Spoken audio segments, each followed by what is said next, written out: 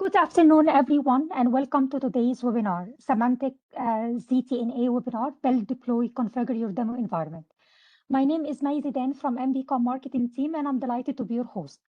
Before we start, please make sure your microphones are muted during the session, and you can use the chat box at any time to share your questions. We will dedicate some time at the end for the Q&A. This session is recorded, and it will be shared with you later. Also, it will be available on our YouTube channel. We will be having break within the session. It's my pleasure to introduce our speaker today, Richard Tadros, our technical lead consultant at MBCom, and he will walk us through today's topic. Over to you, Richard. Hello, everyone. Hello, thanks for joining. So my name is Richard Tadros. As many of you already know me. And today's, I'm glad to be and I'm very delighted to present to you the ZTNA and to share with you some of my experience about this solution. I've dealt with ZTNA for many types of customers, and I've seen a lot of challenges during some demo environments deployments as well. So I hope that in this session I will be able to brief you most of the use cases that you might have during your journey, during your customer meetings that you may discuss with those customers, and how you can position the ZTNA as well. So I see a lot of our partners engineers that are still looking for a reason, like sometimes to convince a customer or to have like a open conversation with the customer about the ZTNA solution and how we can position it. So it's gonna be high level. So I'm gonna share with you the plan for today. So first of all, I'm gonna talk about this solution in general. So the features, the approach, the ZTNA in general and high level. So we're gonna talk as introductory how the ZTNA came into place and what's the use cases and when is it recommended to use ZTNA or VPN, and some deployment architectures. So this is going to be the first half of our session. And then in the second session, we can touch on our lab. We can check the lab environment. We can show you the licenses, the POC, delivery guide, ZTNA lab architecture, how you can build your lab environment and the use cases that you might deploy for demonstrating to customers. The beauty of this solution is that it can be deployed very quickly, and you might be able to deliver the demo within 30 minutes with all the use cases. I see this is a long session. However, this is just for preparing you to the demonstration. You won't take much time while deploying it or while, for example, presenting it to customers. So it might also very helpful be to assist you and support you if you're planning to apply for ZTNA Night. So I have done it myself. The ZTNA Night also certification can be very helpful, and once you really be able to digest all of this information, you will be able to go for the exam. It shouldn't be really hard for you to apply and pass the exam. So let's talk a bit about the ZTNA. So Symantec is very well known for its acquisitions. For a very long time, we've been working with Vontus, the LP solution. With the cloud, we acquired Elastica for CASB. And those were like coming into place to build our SAC. So we were looking to build our SAC even before Gartner started or coined this platform. We were acquiring money, and we had kind of the same vision. So we acquired so many different solutions. You can see here from Bluecore, for example. So we're very well known with our web security solution. We've been leader in the market for this solution for quite some time. Wireglass as also another solution that we acquired for web isolation, and so many others. So you see, those solutions are very well integrated. So we bring it all together to be delivered as one single stack of solutions to our customers. You'll see how the integration will be done. So you'll see, for example, that Fireglass exists in our web isolation will be existing in many different solutions, whatever that is a web. Or for example, the DLP will be integrated everywhere in across all of those entities. So the advantage of using our solution is that you will be able to leverage all of those capabilities within single platform. So the vision that we have is that to help customers answer customers' requirements by delivering all the necessary flexibility in their deployment and ease of use by leveraging of all of those capabilities using that single console. And we bring it all together for managed and all unmanaged devices. So customers who, for example, want to leverage BYOD, wants to avoid using managed devices, so they can, for example, instead allow end users to bring their own device, and they can be able to connect to their services. Now, when it comes to services, also we have so many different type of services. Some of those services are implemented on premise in their private data center, while others could be cloud-based services.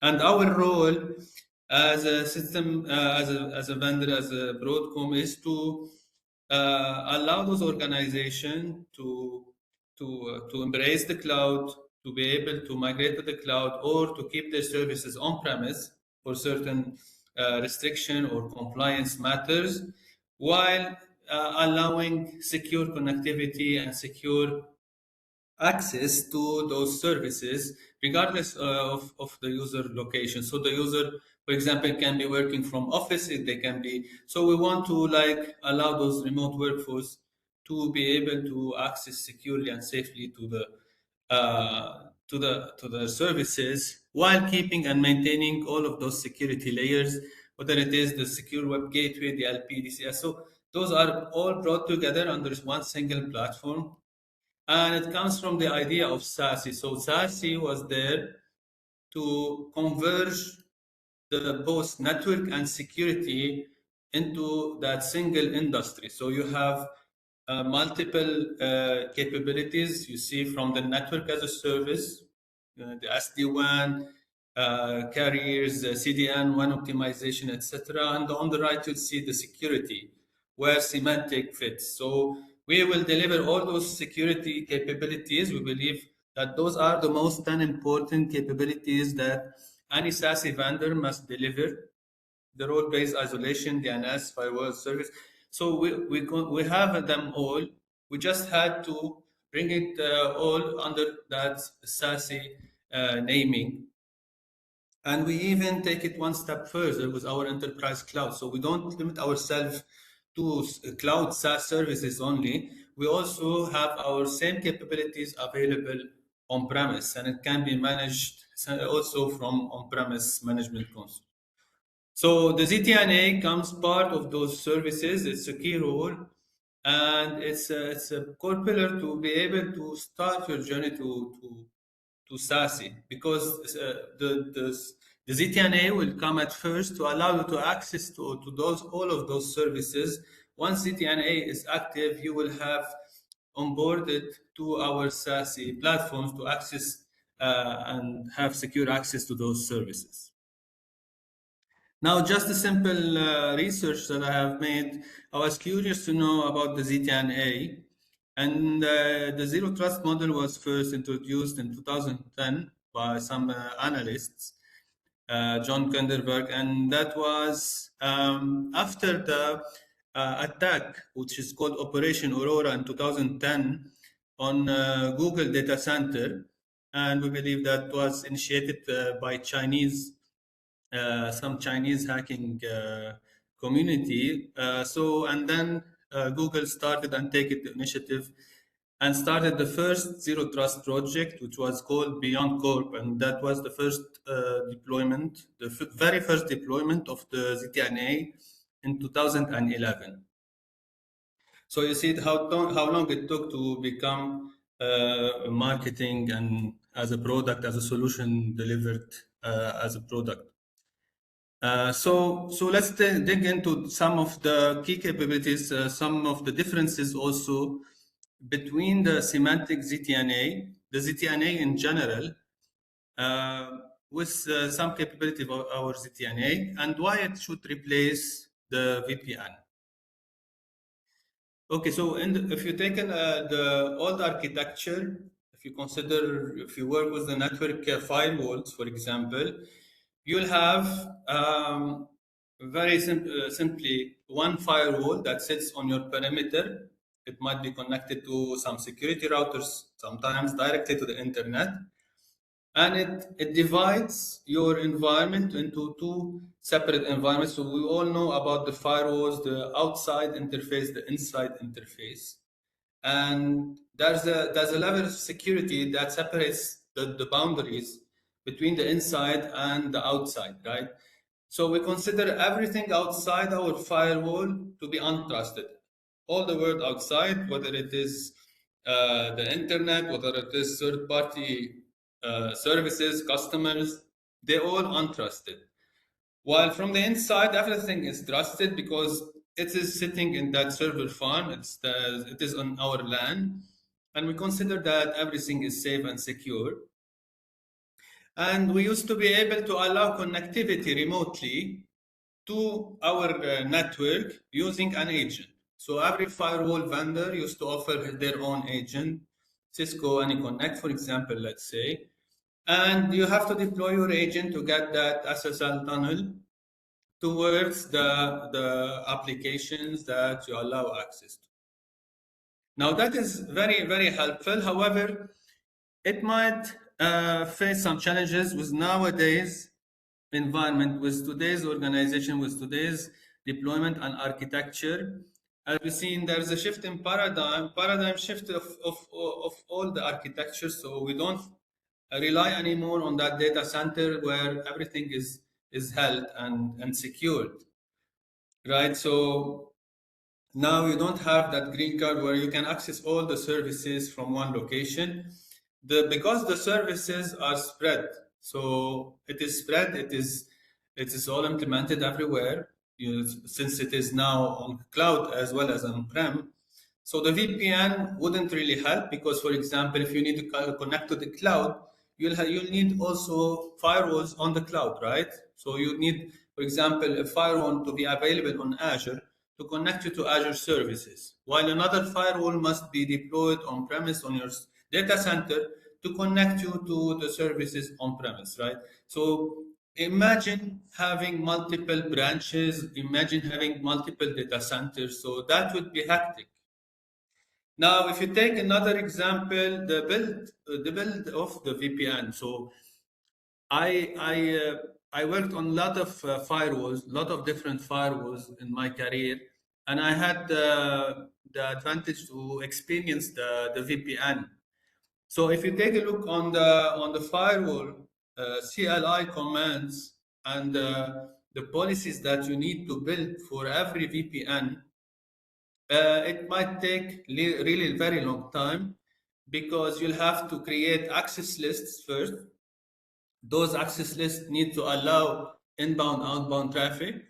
And you have to also use those same access lists another time for removing all NAT, because firewalls will NAT the IP addresses by its nature, right? So you have to create policies for NAT, policies for allow inbound and outbound, and plus the authentication that might be with two-factor authentication. So this whole of implementation and configuration itself is a hassle that you can avoid very simply by using the ZTNA. Okay, then if you need to allow access for third party, eventually you wouldn't be able with the VPN because you need to give them the agent, which is not really possible and you can't really give them access or allow them like context-based access using unmanaged devices. Now, when it comes to the user experience, the hairpinning, yeah, so if you wanted to connect to some data center in the cloud through your VPN, perhaps you have some traffic that's coming to your data center on premise. The hairpin is when the traffic is coming inbound towards your firewall and goes back out from the same firewall. This is what we're calling the hairpinning. And the hairpinning is very well known for its latency, for the bottleneck that it creates whenever there is access to that firewall. For example, if you have like some kind of service on premise, like the proxy or whatever, if you want to access the web through your proxy, you'll have to hairpin the traffic. So the traffic has to go through the firewall, in and out, then until it reaches the internet. Now, talking about scalability, firewalls are extremely expensive, so you are really relying on a capex model instead of opex. While in the ZTNA, it's all opex, subscription based, and pretty much scalable because we're not depending on any hardware limitation, any physical or hardware limitation. We are much more scalable. We are much more agile because of that agility that we get by leveraging cloud services. So the perimeter has been perimeter security also from another angle here. If we look at it, we'll find that whenever someone gets access to that firewall, you'll have full access in the entire network, because simply it's a network level access. The network is there. The firewall will give you an IP address. Once you're in, you'll get an inside IP address, and from that IP address you can use it as if you were sitting inside the network. So you have access to all the services. So that will simply allow you to conduct lateral movement. So let's say a malicious user was able to breach your VPN, and I've seen some VPN that were breached. So once in, the insider can gain access to any of your services without any restrictions. It's like you get the access card, your physical card to access the building. Now you're able to step from one floor to another freely. There is no like doors, there's no like restrictions. You have full access to the entire building. That's the same example to what we have in here. The lateral movement is open, and we don't have really visibility over what are the operations that every user is accessing. So the firewall doesn't give you visibility over the applications. If the user gain access to any application, the firewall is out of the question now. The firewall comes into the network, which means the first few layers, right? And then you might have application firewall, but it's just for IPS, right? You might have, but you don't have that granularity into the application itself. And nowadays, all applications are web-based applications, so the firewall doesn't have the visibility over the web, right? So the firewall is very limited, and it is like one only gate to your building, so you can access all of those services. So the journey, the old way of accessing your services, this is like a very typical example of how we access the services. So to the internet, many companies are still, until right now, using the VPN, the legacy VPN. And to access the internet, they go through the proxy on premise using AnyConnect. They forward all the traffic to the proxy back to the internet. This is another time. So we're talking about the hairpinning again, or the traffic backhauling. So the backhauling for all users' traffic to the branches or to the data center back to the internet. And then, of course, on the other side, we've got remote, for example, users that's accessing also some services, infrastructure as a service or platform as a service, also they should go through the headquarter in case they're publishing their services from some headquarter security layer. So as you can see here, we have a bottleneck. The bottleneck on the internet of your data center, of your headquarter, because every traffic has to go through the headquarter beside the user's traffic. So you'll have a really bottleneck and choke point, and within where you have all the traffic for the branches traffic, the internet traffic, everything has to go through that headquarter internet line. So everything is going through that one single line. Now, with the new trend, with the new architecture, we shifted from that one central location of services to spreaded location. So we don't limit ourselves anymore. We don't have all the services in the data center. We have it everywhere. It could be hosted in a separate location, whether it is cloud or on-premise, or it could be sitting on-prem. Okay, so you see here we have distributed services. It's not at all sitting behind that perimeter. It's no longer secure. And another need there is that what if we need to allow just limited access to some partners or contractors? Some companies, for example, have contractors. They come for a project, they finish their project and they leave. They need to terminate these users. So imagine every time you give them VPN connection, you configure all the firewalls, and then you have to delete all those configurations. So that's really very hard to do. And the device types needs to be also BYOD. So again, the personal devices are not really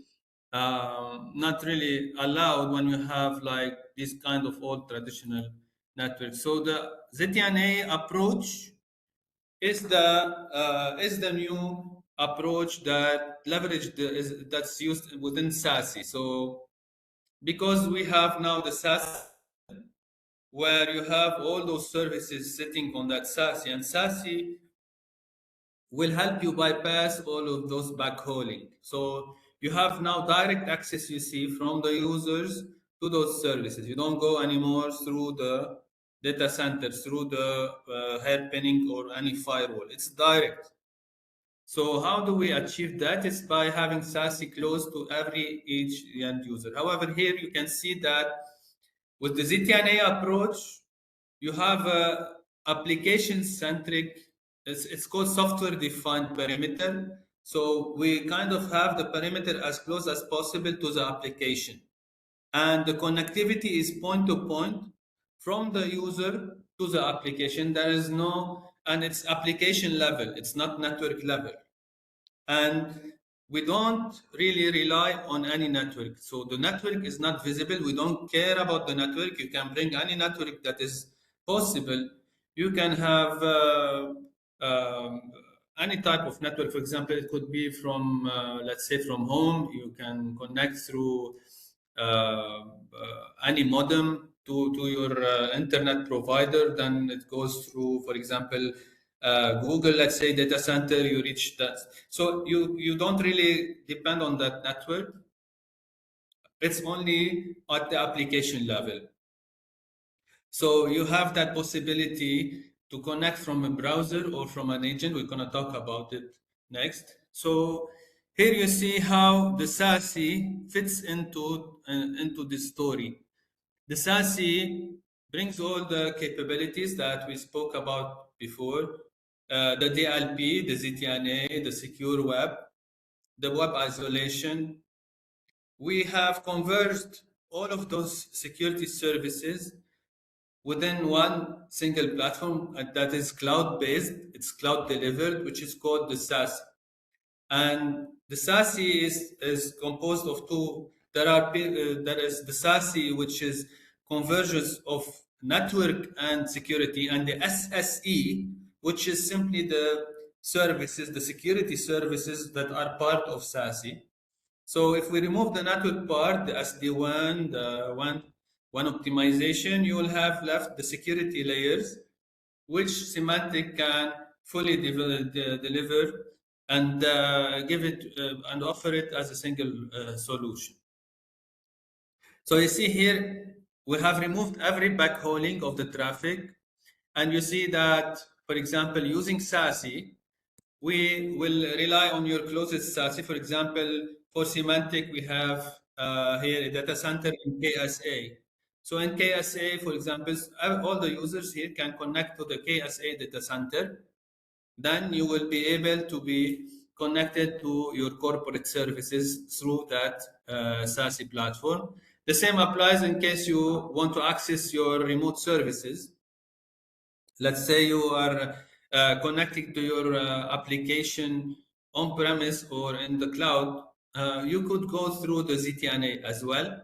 That is sitting on that same SASE data center. So all of those services, whether it is the Cloud Swig or the ZTNA or the Cloud DLP, they are all sitting on that same SASE, on the same architecture. So as a brief, we can say now that how we can replace the VPN.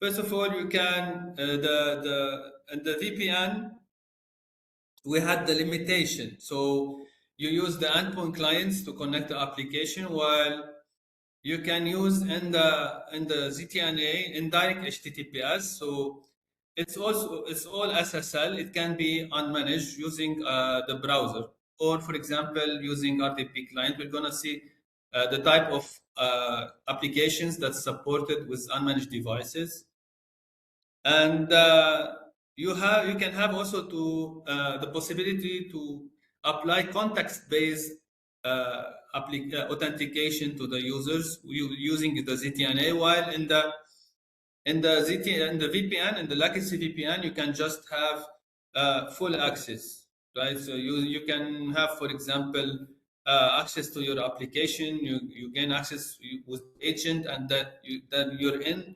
You can do whatever you do. So with the ZTNA, however, you can monitor the user activities. You can see what the user is doing. We can monitor the commands. We can monitor the applications. While in the legacy VPN, you don't have that privilege.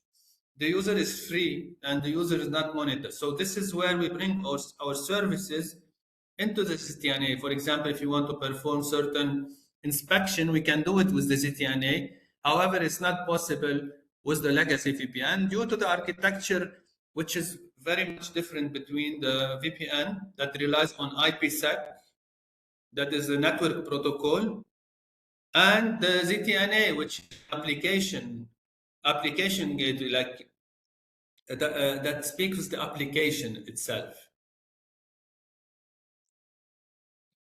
So Symantec, by its services, we have acquired, as you know, the Ubuntu, which is the DLP, and the threat prevention, which is relying on our threat intelligence services. So we have two kind of services that we also brought together to empower our ZTNA solution. So the ZTNA, by its nature, it can provide that remote access. However, what the VPN cannot do is the DLP, the threat prevention, for example.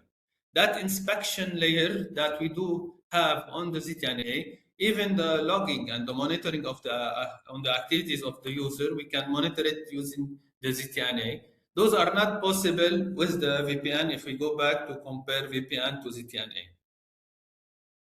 So what we can do here is that we can allow that secure remote connection from the user to the application, and we will allow the user to have just limited access to those applications with limited privilege. So you see the least privilege, as per the zero trust concept, the least privilege is always continuously applied, and the user activities are always continuously monitored.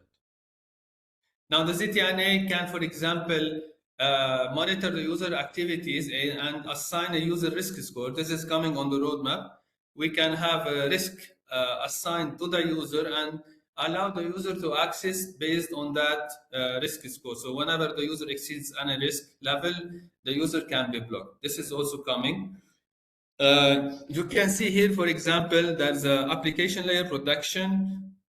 So the web isolation, since we bring also the technology of Fireglass, that web isolation, which we all know it's used for the web access, for safe browsing, for accessing, for example, unknown or suspicious URLs, can be also leveraged in our ZTNA.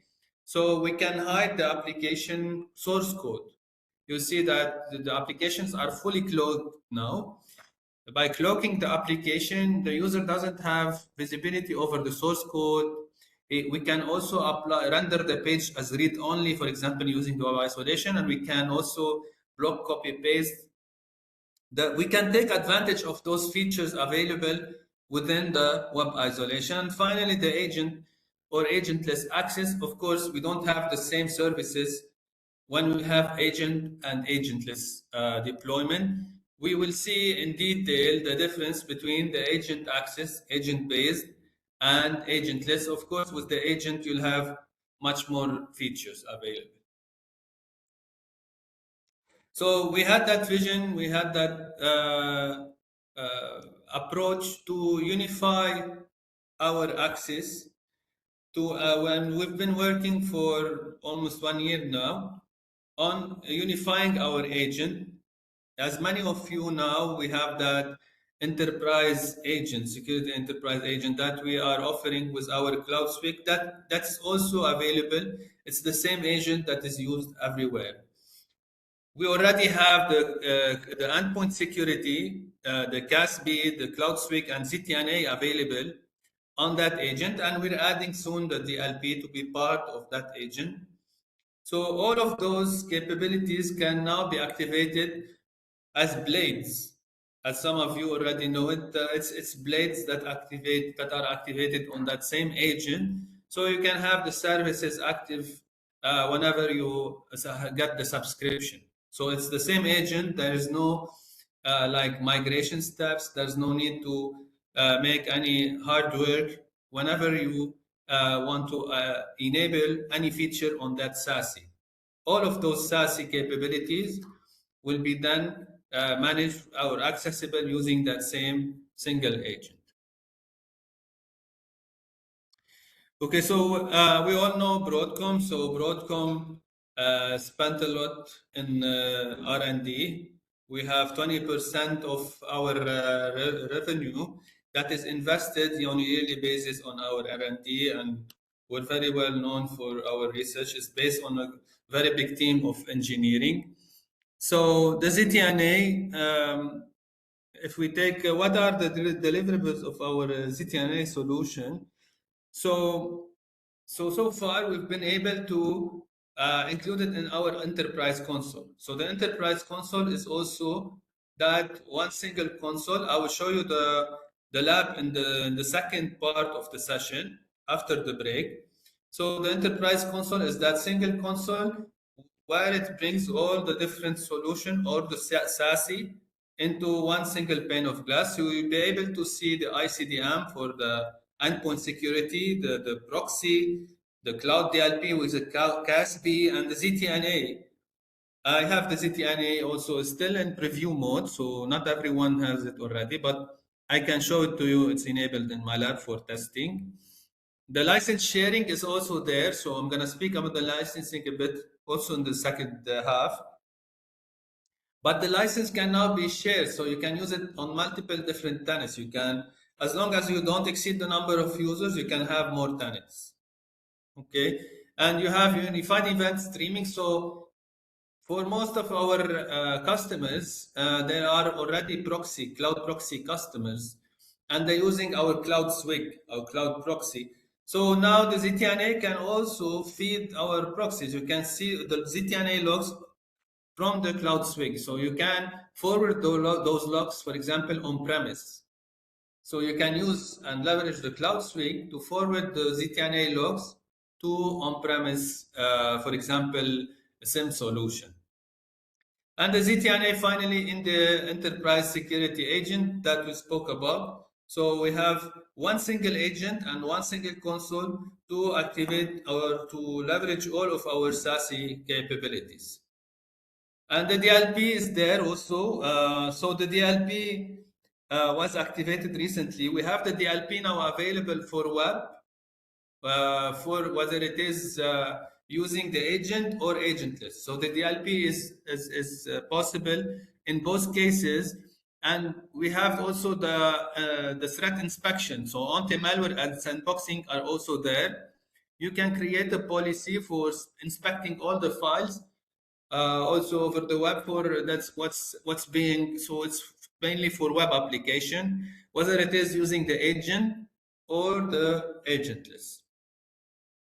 Of course, we have made some improvement for our connector. So our connector used to be deployed on premise. Now you have it available on AWS, on Google, also OpenShift. So you have many different packages of our cloud connector. The RDP isn't just an agent. So how you access the RDP is from unmanaged device. It's one of the services that you can offer that can user use from unmanaged device without the agent. So how they usually access RDP server is that by downloading the client. So that's a client that will connect safely to the RDP server. However, you have it now available as a browser-based RDP, so there's no need to download any client on your machine. You can simply open the browser and work on the machine from the browser itself. Now, the device posture used to be available on the endpoint security. For those of you who have experience with the endpoint security, we had a module which is called host integrity.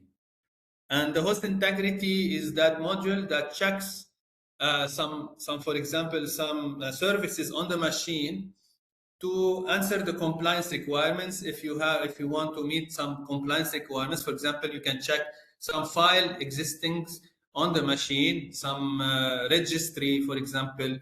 You can check many different, or your antivirus, for example, if it's up to date or not. And you can check many features, and then you can comply with the networks. You can gain access to the network with it. Now we brought this feature to the ESA. So the ESA can now conduct that device posture without the need for endpoint security license.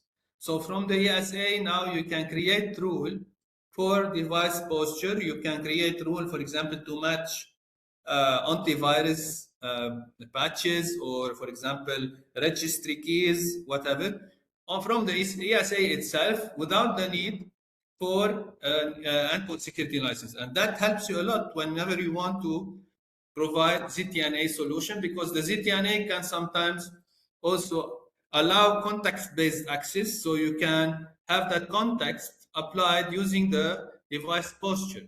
Now that we have the device posture everywhere available for ZTNA, for CASB, and for the endpoint security, you can now apply it everywhere.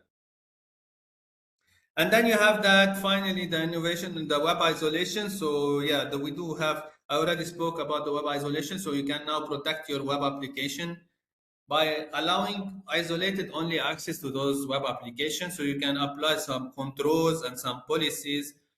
And I'm going to talk about this one later on in the second half. We do have a use case.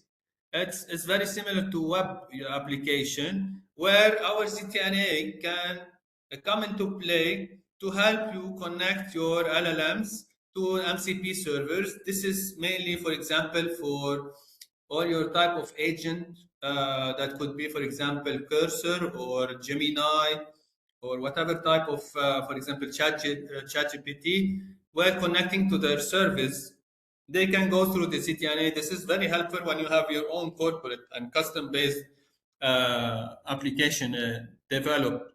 So you can have those LLMs safely connecting to your MCP server using the ZTNA, and it has some advantages over the MCP server. It seems that we included in this session. Okay. So what comes here into this ZTNA compliance for private LLM? You can see that we have that chat box. So AI is all about prompts, user prompts. Users are entering messages within that without text box, and they're speaking to their AI engine, right? So what we're using here is that we have that ZTNA that can connect your LLM chat towards your MCP server, but we can intercept the traffic and we can monitor the traffic, and we can also help you giving the MCP server is usually blind when it comes to the user that's conducting those commands. So now with the ZTNA, you will be able to log the user that's attempting to access those applications. While before, for example, using that MCP server, that is that super user that has always access to the application. However, in our case with the ZTNA, for example, you will be able to log the user that's attempting to connect to your application using that ZTNA. So the ZTNA can also replace and connect to the and sit in line between the user and the MTP server. You see how the ZTNA as MCP gateway. So the ZTNA will be able to connect the user to your MCP server. It's sitting on in line between the user and the MCP server, and it will help you identify the user that is that's attempting to connect to those application, Jira, Confluence, HR, Portal, and you can have the DLP policies enforced, because now you have the DLP incorporated, you have the threat inspection, the sandboxing, all of those can be now incorporated and can be applied when using any LLM. Okay, this is still new. I still don't have it in the demo lib environment. Maybe we have a follow-up session later on to discuss about the advantages of using ZTNA in a demo environment. When it comes to this feature is still on the roadmap. So we'll have an AI assistant that can help you, for example, solving some problems when using the ZTNA. And finally, here's another application for the ZTNA with the VMware Cloud Foundation. So we were able to integrate the ZTNA with the VMware vDefend for a complete segmentation and for a complete zero trust environment. So the vDefend will be able to segment and microsegment your data center for the east-west traffic, all of those internal communication, while the ZTNA will be able to address the challenges of external access. So you'll have the complete zero trust model deployed by integrating the ZTNA with the VMware Cloud Foundation. Now, this is about our threat inspection. So the threat inspection is based on the same threat inspection that we use, for example, for our cloud swig. It's the same sort of sandboxing environment where we collect the telemetry data from all our services. We collect it from the web, from the endpoint, from the Gatsby, where we collect and we fine tune it to empower our threat engine intelligence services to keep our customers always up to date with the latest threats, with the latest attacks. So you can use it also in our ZTNA, for example. So you can scan every file that's being downloaded, uploaded, exchanged over the ZTNA flows, and you will be able to block it. Now let's talk some architecture. I don't think that the whiteboard will be clear. So I'm going to talk about it in the screen here.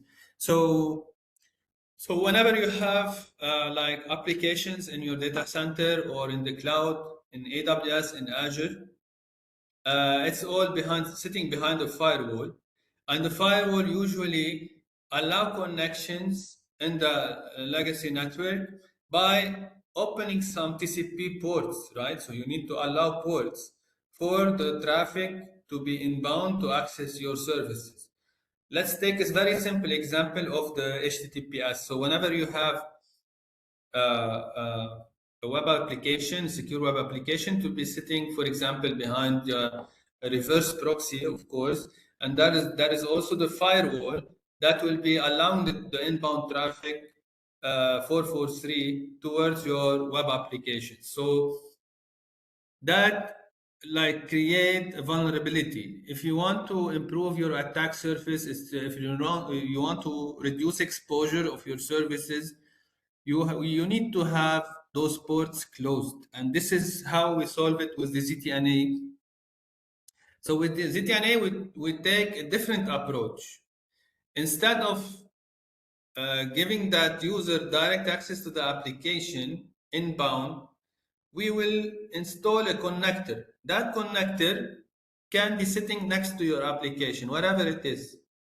So that connector is now available in different forms. You have it on AWS, Azure, Google On-Prem, and it will be connecting and forwarding your application traffic towards towards our SAC, towards our ZTNA cloud, where the Illuminate is deployed.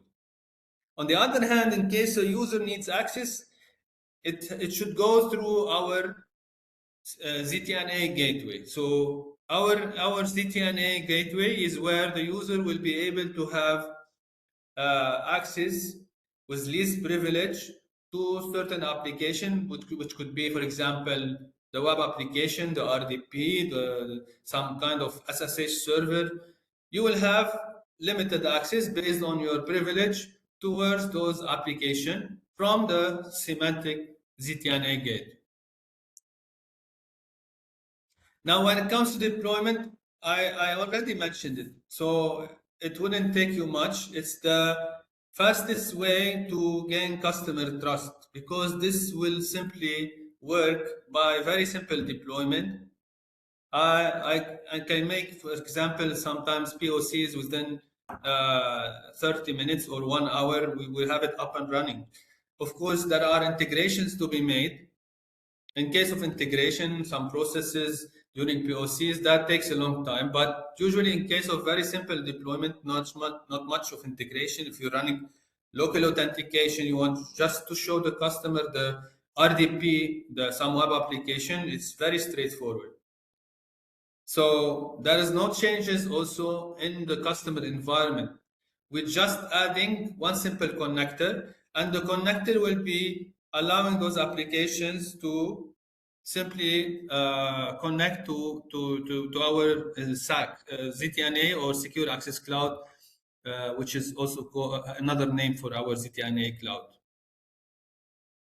Now, if customer is looking to migrate from legacy VPN to our Secure Access Cloud, of course, this has to be like studied in depth. However, because there are some traffic to be forwarded through our SAC, while other to be bypassed from the VPN, so you have to work on split tunneling.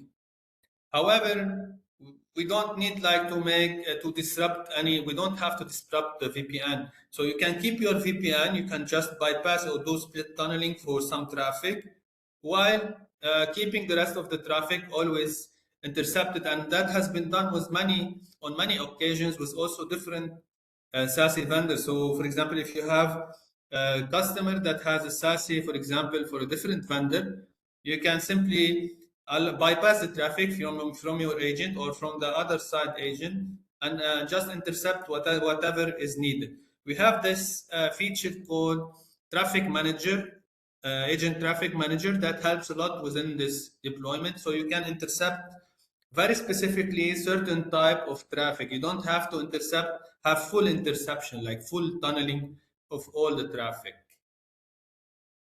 And of course, we wouldn't affect it. It will be deployed, for example, when you want to run it for a POC, you just run it for one team, let's say the IT team, because they know how to deal with challenges.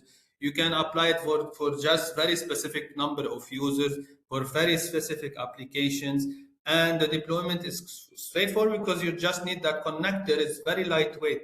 The agent can have simply like 2 gig memory, one CPU. It can run and can give you access. So for a POC environment, it's very lightweight and it's very easy to deploy. Now, of course, the user experience, so the user experience has to be always explained. We have on the roadmap also the user experience dashboard that's coming with our console. So you'll be able to see where the latency is coming from. Is it from our side or from the customer side? So we have that also on the roadmap. Now, I don't have any deadlines when it comes to roadmap. I just like bring the good news. Okay, so now let's talk about the different type of access. So as I mentioned, we have the BYOD. So when you have that unmanaged device trying to access services, and the agent-based access. Okay, so what's the difference here? They don't really rely on each other. There's nothing in common between them, by the way. They have different routes for their traffic. The Symantec agent will take what's called segment. I'm going to talk about this. It will tunnel the traffic just like a VPN agent. Okay, but it's not a VPN. We still enforce the application, the contextual prevention, and the monitors. So using that agent. So even though we have an agent, we are allowing access to certain network segments in the remote data center. However, this is not like a complete access that we have in the case of VPN.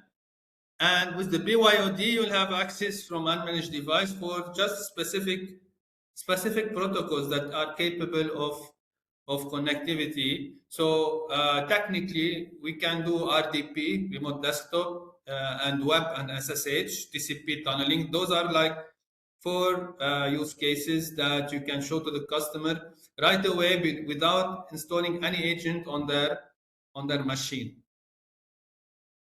So you see here there are application services servers on the right that's sitting next to the connector, and the connector will be connecting the applications to that ZTNA cloud. And on the other side, the unmanaged device will be reaching to the ZTNA using URL. So we have that domain for Luminate. You can have also your corporate domain. You can change the domain, for example, for the application. That's web application. You can change your domain to your corporate domain. Even we do support that. And with using the agent, you can access directly using internal addresses. Internal URL, you can use the local DNS server to access your internal application. That's quite a bit technical. And here is the architecture finally. So as I spoke, you have one segment gateway on the right. This is the segment for agent-based applications, and it will allow full tunneling of all kind of traffic.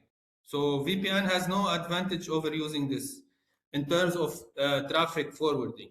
So the VPN can intercept all the TCP and UDP, and we do the same using our agent. However, when it comes to unmanaged devices, you have those services. You have the SSH. We offer the SSH gateway on our ZTNA cloud. The web, so web application can be also reached using the browser without any agent. And finally, the RDP. So the RDP also can be accessed. And as I mentioned, we have both the RDP client, the lightweight client that you download on your machine, or the web. It can be browser-based RDP where you can apply also different type of policies. So from our side, from Symantec, you have different data centers. There are 3 here, but there is one additional, which is in KSA. So when deploying your site, your connector, you can pick the right data center based on your location, based on your headquarter location. So your headquarters can connect to mainly those different data centers. We have in Europe, in USA, and we have also in KSA. KSA is your favorite, should be your favorite. I always use it, and I test multiple locations. Also in Asia, we do have data center, and basically the KSA one is the best when it comes to user experience and latency. So the work becomes very much smoother. Now, finally, in the agent side, uh, it is supported on every different agent that we have. So if you still are using the old WSS agent, it's there, of course, and it's the most commonly deployed so far because not all customers have migrated so far on the ESA. The ESA combines the SES with the WSS with other with other features. However, this ESA will bring also the DLP. Sorry, will bring the DLP on the same agent. So of course, it's recommended to migrate your current agents to the ESA. The ESA is the only agent delivered with the new console. It is that single agent that we were talking about. However, the WSS, the SES for endpoint security will become legacy. So you see here the architecture in another angle. You have those services, the SASE services available on our cloud swing, the foundation of our SASE. We call it the foundation. It's where all the services are based, are sitting next to the cloud swing. And once you gain access to our cloud swing, you see here the secure access cloud is there. That is our traffic manager that will be able to the CTC.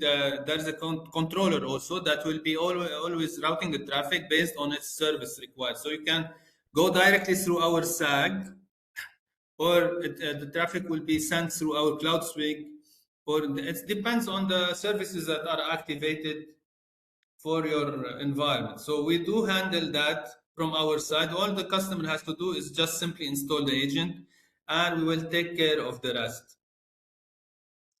Now, of course, you have multiple pods. So if you have, for example, a different location, different data center, you can have different point of presence. So you have different location where you can connect your services to our cloud ZTNA from that connector.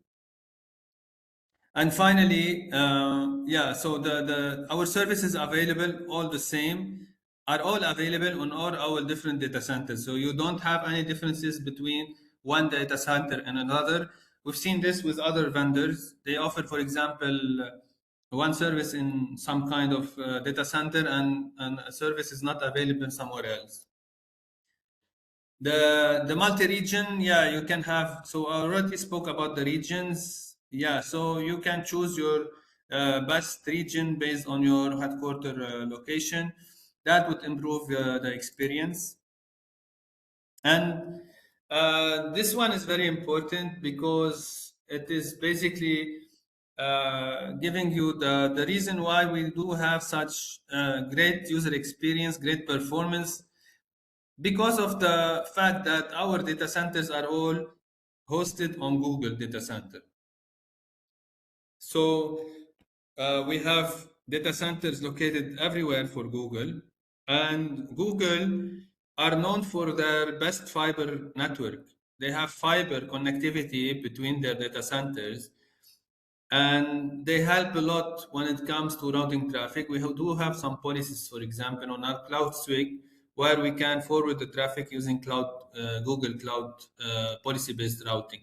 However, for the ZTNA, also we are leveraging that same capability of fiber connectivity. So you have very, very smooth traffic routing, minimal latency when it comes to accessing your services.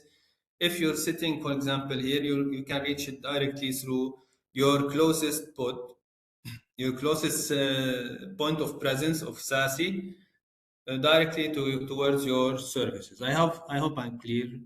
If there's any questions, I'm not checking if there's questions. If anyone has questions, please let me know. Few more. Yes, Richard, I believe we have received one question so far. I'm not sure if you can check the chat box, or shall I read it for you? Yeah, please go ahead. Okay, so what are the authentication methods work with Segment? If the customer doesn't have the SAMN, how can Segment works? Yeah, thank you for the question. So I see you're very familiar with our product since you are asking this question. So yeah, we do have authentication using SAML. This is a very common question, by the way.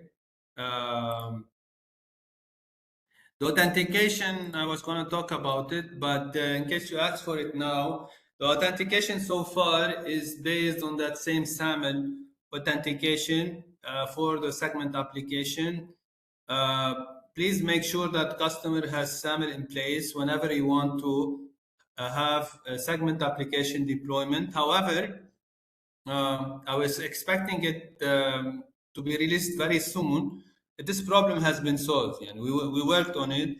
We have the split authentication, something that will be released soon to resolve that challenge. So, in case customer has LDAP authentication, he's not using SAML, we're gonna have LDAP supported.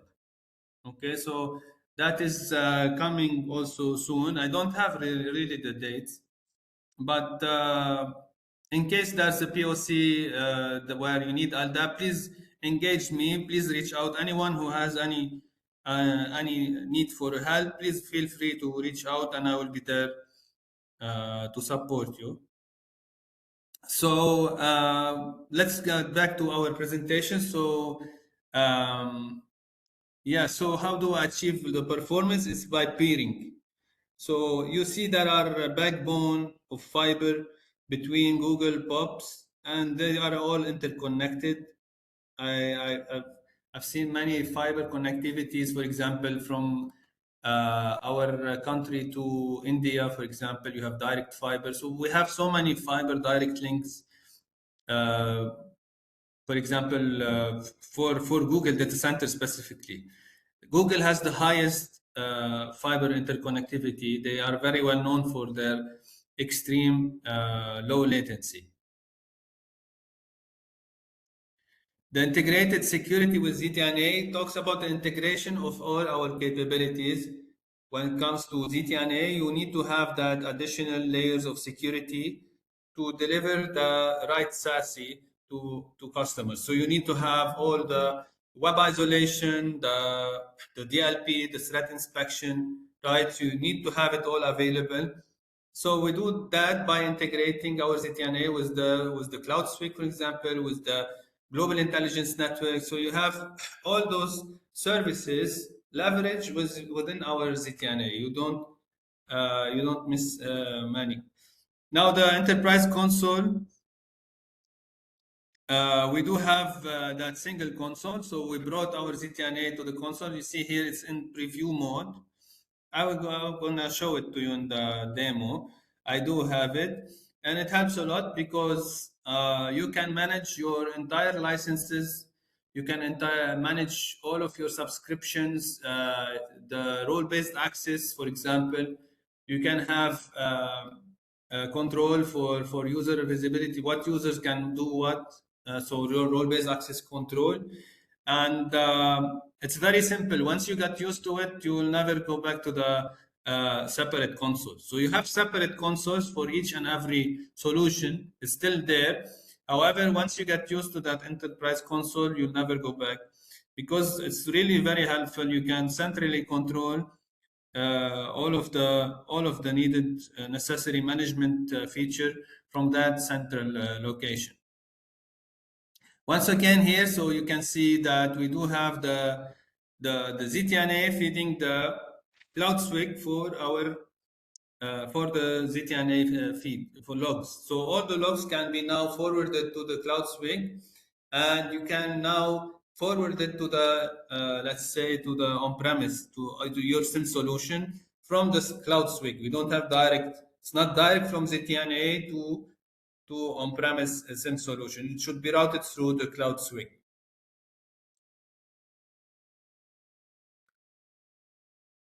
So this is kind of a brief summary or brainstorming of what we talk about. When taking an approach, of course, everyone has his own approach when it comes to demonstrating to customers and talking about ZTNA. But what mainly is the value of ZTNA is the ease of use, the ease of deployment, and of course, we're not there to replace the firewalls. The firewalls are still there. They're still valuable. You still need to protect your inside your data centers. Some customers, maybe some very small customers, can rely on a cloud firewall. However, of course, the firewall is still there. It's not replaced.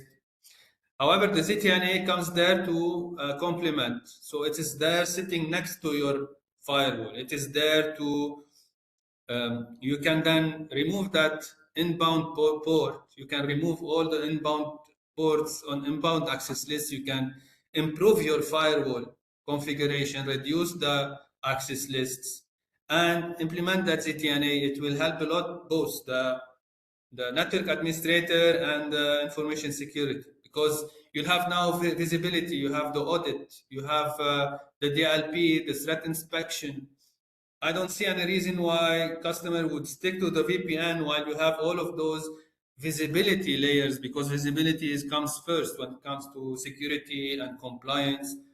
So the ZTNA is really very helpful when a customer wants to allow remote access, third party to be accessing partners, to give them like limited access, on-demand access, for example. So those are very common use cases. We don't. Those are really like nowadays we have so much like increment, like very quick business. So the business is very happening fast, and the growth is faster. So we want to answer the customer needs to be able to answer the challenge, to be able, so they can work all together with the partners, with their employees, without having any limitation when it comes to connectivity. So connectivity comes first. So yeah, we do with the ZTNA, you will be able to completely replace the VPN. You will be able to support the remote workforce, so they can work anytime from anywhere using their personal devices.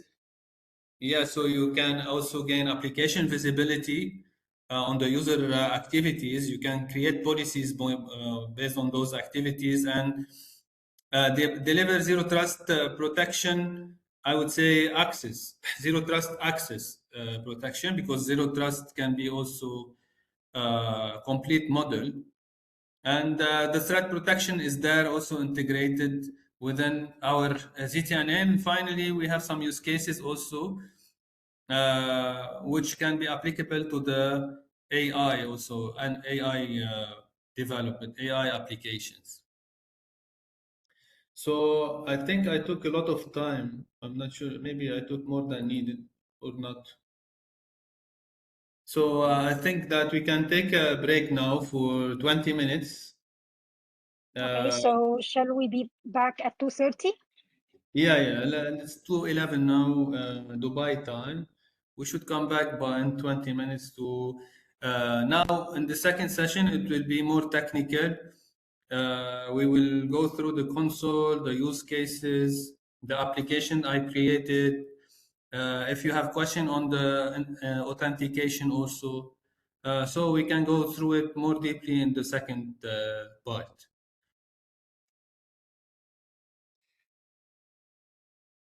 Okay, perfect. Thank you, Richard. So we will be back at 2:30 then.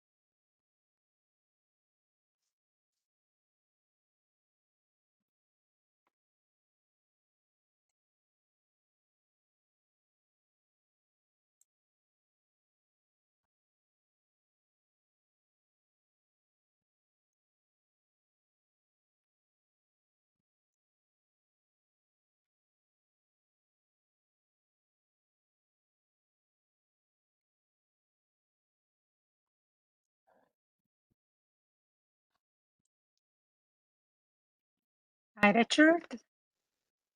Hi.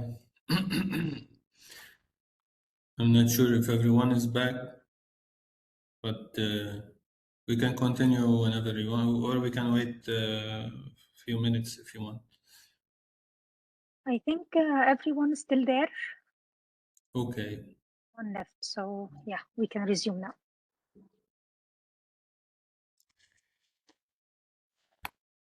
Okay. So this second part is more technical, and we will dive deeper into the product. We will show you the use cases, the lab I prepared. So that I created my slides just to go through the demo, just to follow the process. So here you see that I have built a lab for Ambicom itself, and it was all based on ZTNA. And I suggest you do the same for your lab. How you are accessing your lab from home, for example, you don't need VPN, you can use the ZTNA. I suggest that every partner needs to have their ZTNA for gaining their access to their lab environment, and everyone is using that now. You can have the agent, and you can access any machine on the lab immediately. So I do have it, for example, here. If you can check my, so I do have the WSS agent, and I'm connected to my lab. I can connect to any machine anytime I want. I don't have to run any lab on my Windows machine. Okay, so that's very helpful. Yeah, I'm gonna talk a bit about SAML. Some of you, if in case you're not very familiar with SAML, how it works. I focus on SAML because you'll find SAML, for example, for the WSS authentication, for the ZTNA, for many services, you will use SAML. It's very commonly used cloud services. So that's the mainly the lab. The lab consists of that connector, those connector that we have in our data center, connect to the application. So Active Directory, whatever applications, and the user authenticate using AD. So I have kind of two AD. One is for the lab users, and one is for the demo users. And then it's synchronized with Azure AD. So for SAML, I'm using Azure. Okay, SAC will be integrated with Azure AD. The same for the Cloud Swig. I have Cloud Swig also integrated with the same Azure ID, so you can have the same IDP. And from there, you can authenticate the user and provide access. Now the SKUs, it's very simple. We reduce the SKUs. You can purchase the SAC sub, which is the basic SKU, and then you have add-ons. You can add the test threat inspection, you can add web isolation, or you can add the ZTNA app protect. You have both threat inspection and web isolation. Sorry, this is web isolation, not application isolation. So this is web isolation. And then so you can apply here the rule for sandboxing for now for the DLP. If the customer has already a cloud DLP subscription, you just have to purchase those SKUs to activate the detectors. You need the additional detector for the ZTNA. It's not included right now. And there's new SKUs coming for that as well. So for the DLP, for ZTNA, there will be new SKUs released, and now it's free. You can have it whenever you have the cloud DLP license. You can have ZTNA. Later on, it will be separate and it will be priced. So the DLP wouldn't be like part of the cloud DLP. It's a separate license for ZTNA. That's coming with the new SKU. And the SES is posture check. Now it's not needed anymore. Earlier, we needed the endpoint security agent to do the posture check. Now we can do it using the enterprise agent without the need for endpoint security license. As again, we know that the endpoint security has the integrity host integrity module, so we can do the posture check on the machine. Now we don't need it. Okay, so that's mainly the features. You will have the DLP for your complete demo environment. You can show the value of the DLP integration, the threat protection, and the web isolation. And the partner portal is very important for every presentation that you see, for every learning skills that you need. Please register to the partner portal. The partner portal has all the content. I have everything learned from the partner portal. All the slides that I have are from the partner portal. So please register to the partner portal, and you will have saved a lot of effort looking for content in order to help you build the POC guide, the installation guide, all the things. You will find it in the partner portal. So basically, we'll have three types of users for the lab. One is unmanaged. So it's the same machine with the WSS agent.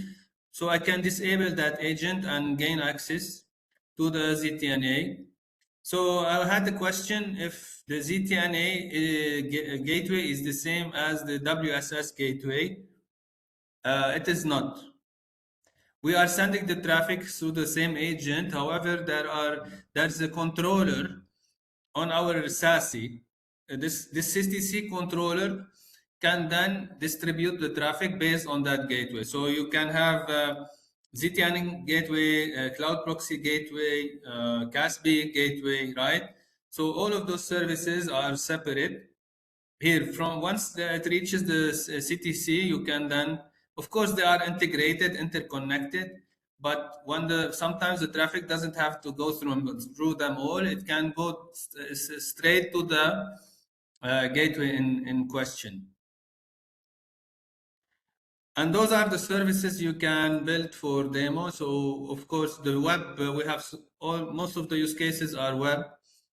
The SSH is there also. SFTP, you can build it using also SSH. And for the Active Directory authentication, you'll need two connectors. We need a connector for the application, and another connector is also needed for Active Directory authentication. Okay, so two connectors are required. The Active Directory integration connector is dedicated.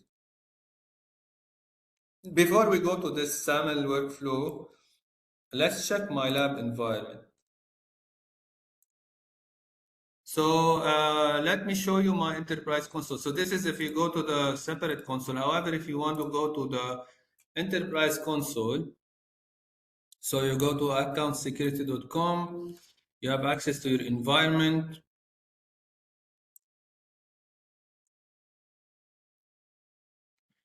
And then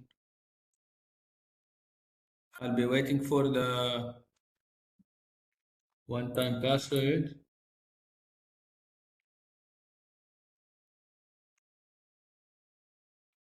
Okay.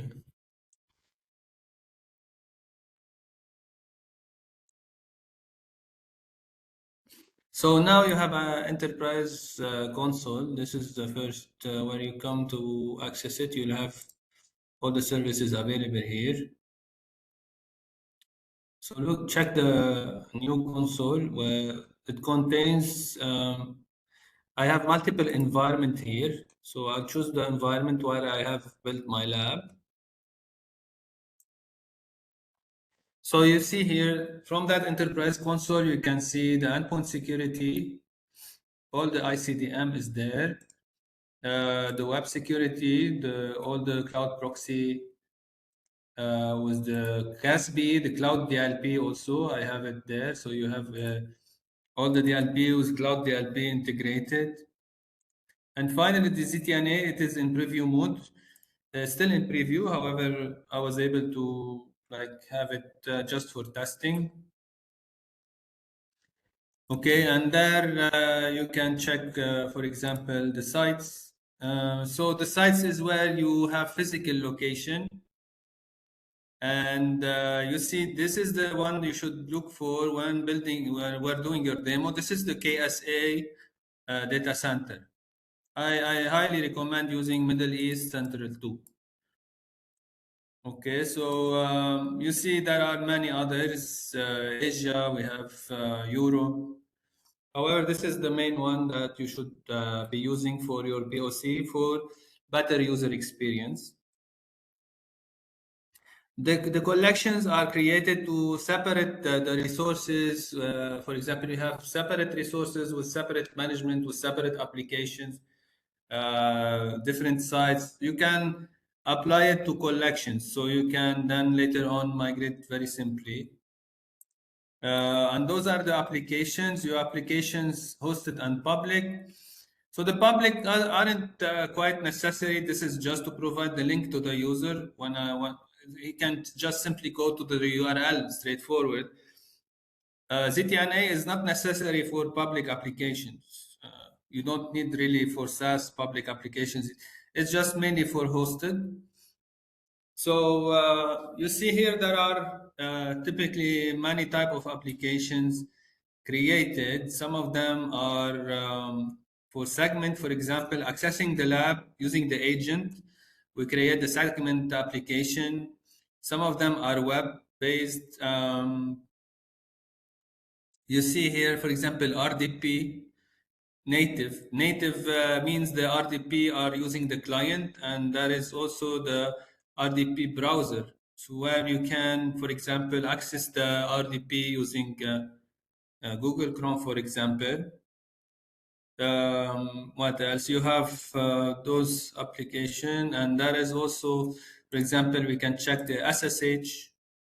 So SSH, I was able to create, for example, SFTP server. So, for example, you can access remotely the files on another machine, but using unmanaged device. If you want to copy the files, you can use SFTP. Why not? It's secure protocol, and it requires just the WinSCP, so you can connect to remotely to FTP server securely. SSH target also for Linux commands. You see there are those type, and TCP segment, TCP tunnel also.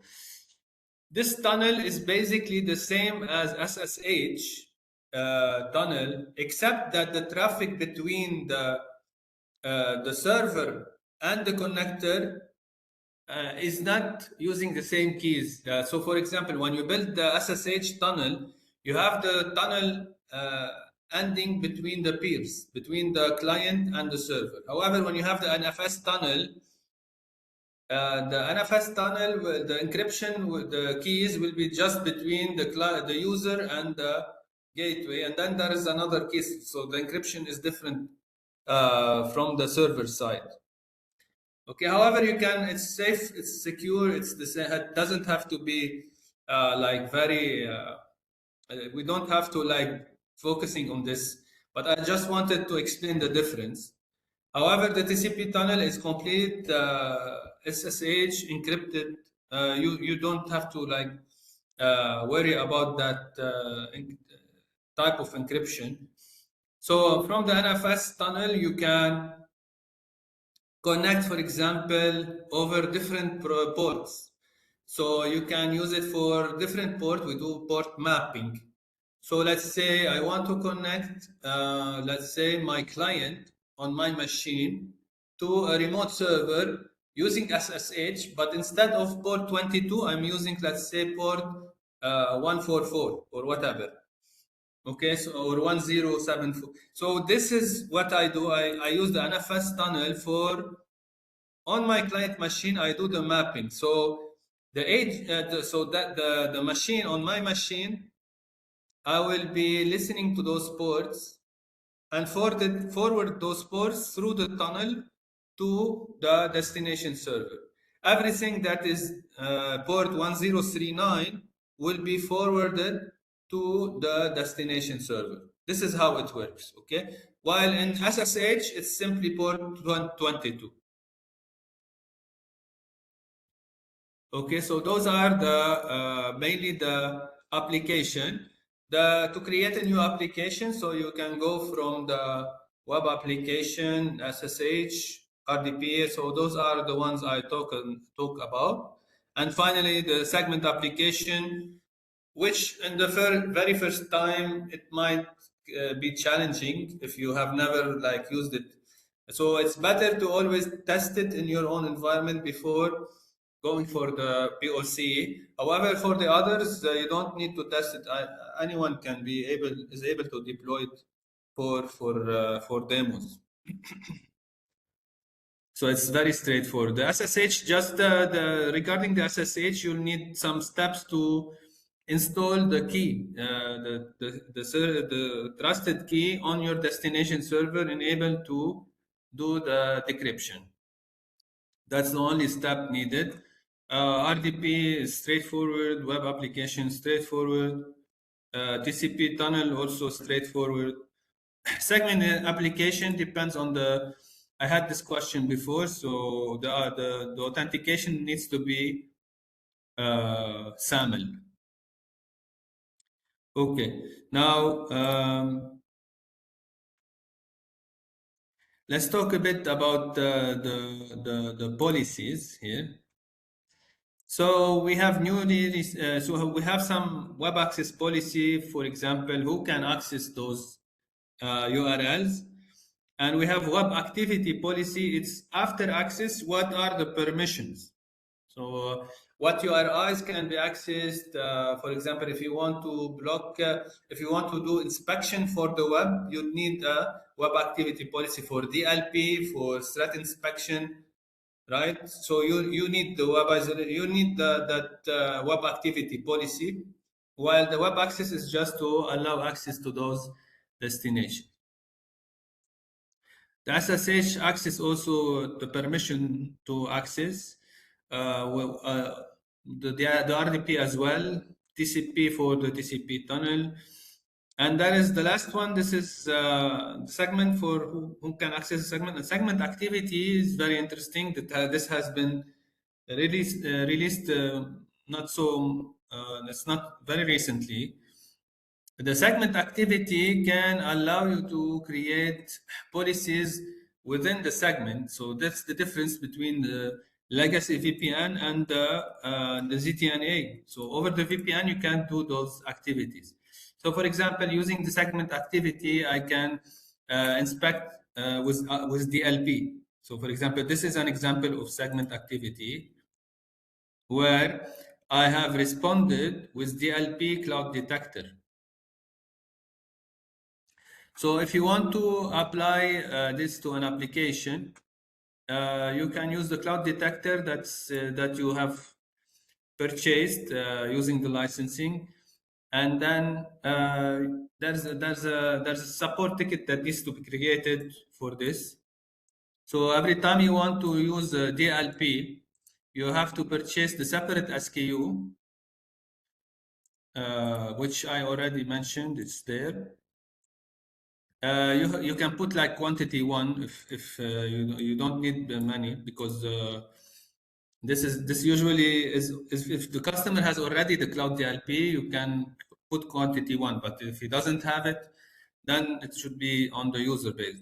However, in my case, I purchased only quantity one because I already have the cloud DLP license, but I had needed additional detectors. So I've used all the detectors. So you need to have the CASB detector, which will be then converted to REST detector, and that detector will be you have to convert it using support ticket.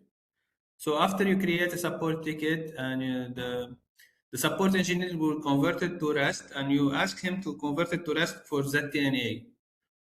So I'm gonna show you in the portal how you can see this. Usually the support will be able to help you with this. So you go to subscriptions, in the enterprise console. You'll find all the subscriptions that you have. So, however, there's a CDS for CASB. Not sure if I still have it here. Yeah, this is one. This one should be converted to CDS for REST for ZTNA. And once you convert it, you should have it in a different environment, because the environment cannot have more than one CDS for CASB. So for example, here I have already one. I cannot create another. It will generate an error. Okay, so you need to have a new environment where you create and convert that CDS for CASB to CDS for REST, and then you will be able to use it in the policy configuration of the ZTNA. Okay, so if we go back to the segment activity, yeah, so this is where I got this detection from the support engineer. There is also an improvement on this. So soon also will be released. We will have this automatically integrated with the DLP, just like we do it with DLP Cloud. Once the new SKUs are released. So this will not last for long. You will have a very different type of configuration. It will be much easier. Just waiting for the new SKUs to be released. Okay, so you don't have to worry about this.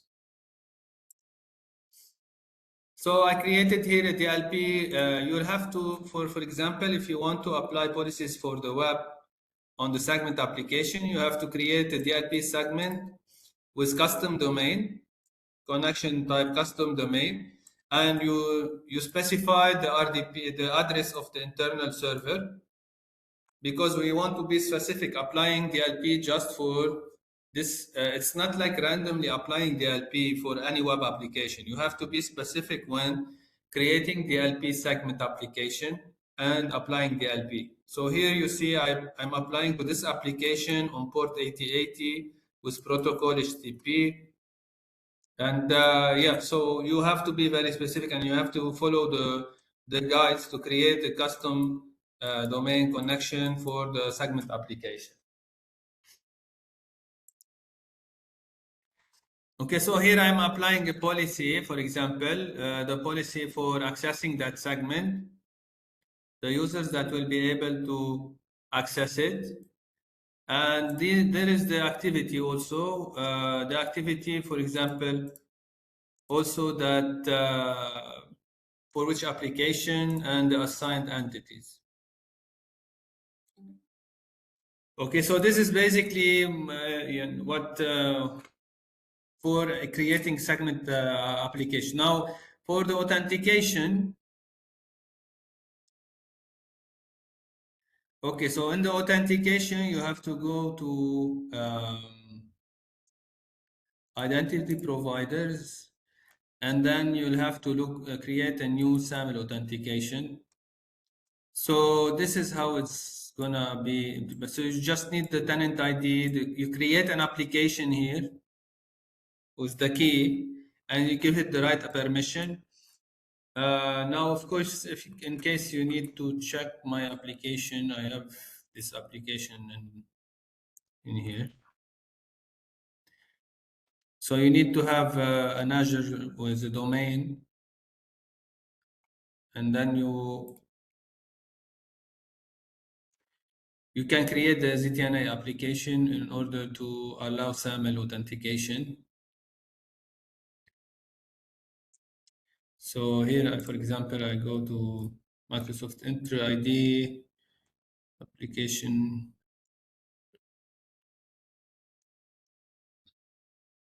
And there I have the ZTNA authentication agent for Meta Labs.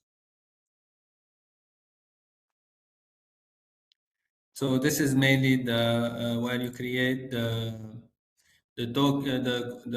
permissions. For example, it must have these permissions for the authentication. So you'd find all the steps in the guide. In case you need this, you can take screenshot. And then you have to create also the security key for the application. I guess you do it from the app registration. So when you go to app registration, you can find that same application, and you can create the key here, which I created for integrating with the ZTNA. This is where you find the key.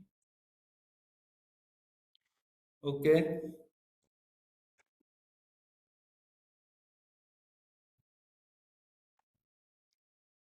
Okay, so this is regarding the IDP. Now, many customers ask, do you have two-factor authentication for your ZTNA? Well, the first question is, do you have an IDP? If you have an IDP, you will use the two-factor authentication that's built in within the IDP, because you do the two-factor, multi-factor authentication from the IDP. It's not from the ZTNA. It's the ZTNA is not the is not the Radius server. Okay, it's not the authentication server. If you're using the Azure IDP, many customers will ask, do you have Azure already have their own MFA? Why do now? Of course, Symantec has also. You can use Symantec VIP for multi-factor authentication. You can use it with ZTNA. Now, if you have local authentication, if you're authenticating locally in ZTNA, then yes, we can offer the two-factor authentication, because now it's locally authenticating on ZTNA. However, if there is another IDP, then the question is in the IDP itself.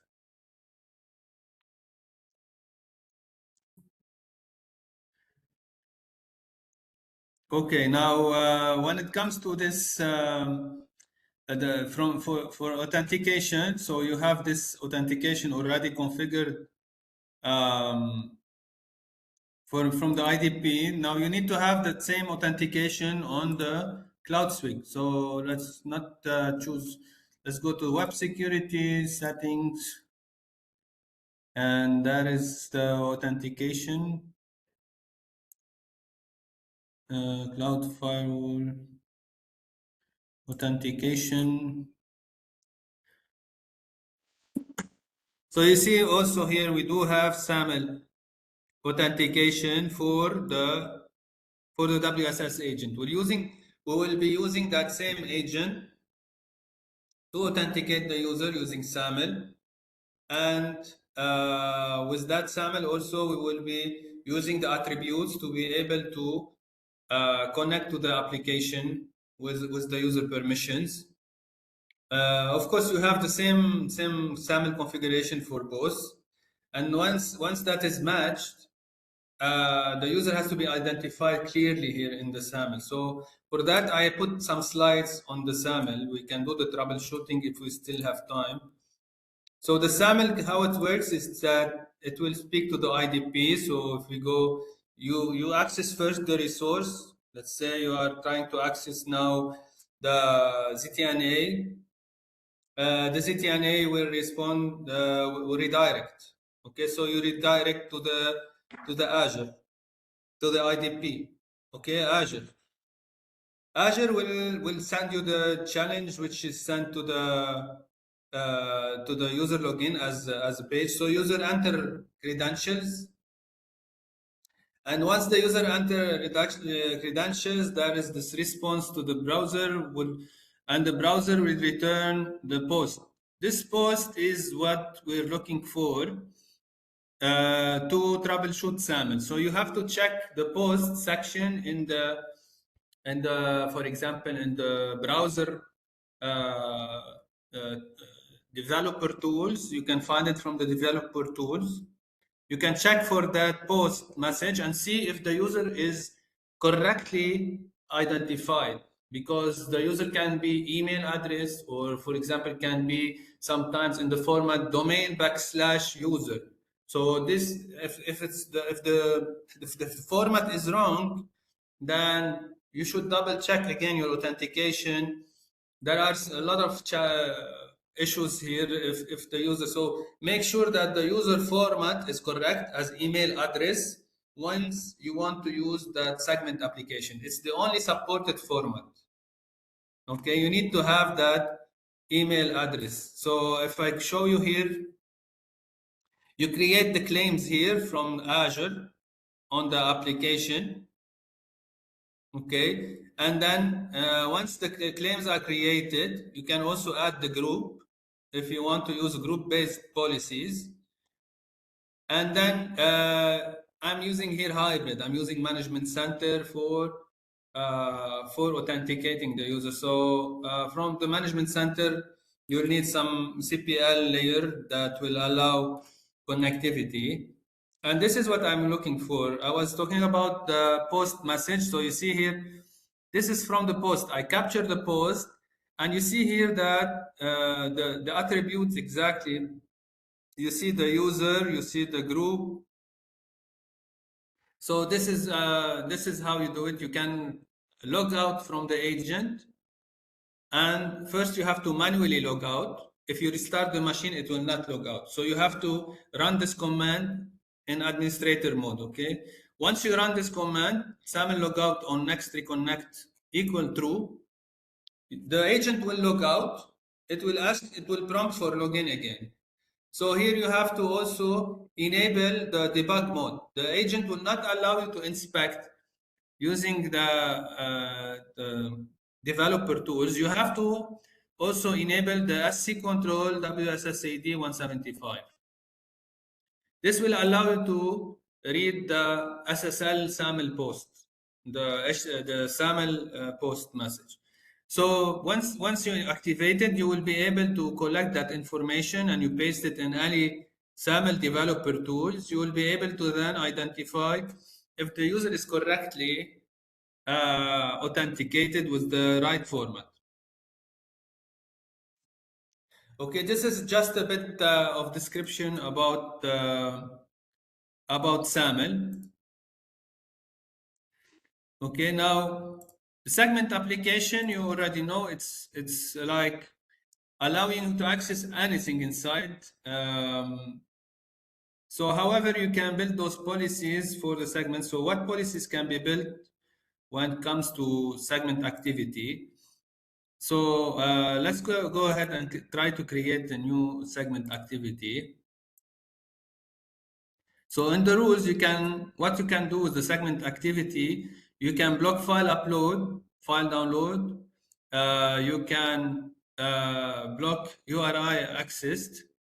Sorry, this is yeah. And you can definitely do, for the if you created DLP's domain, this is the yeah. So for DLP segment.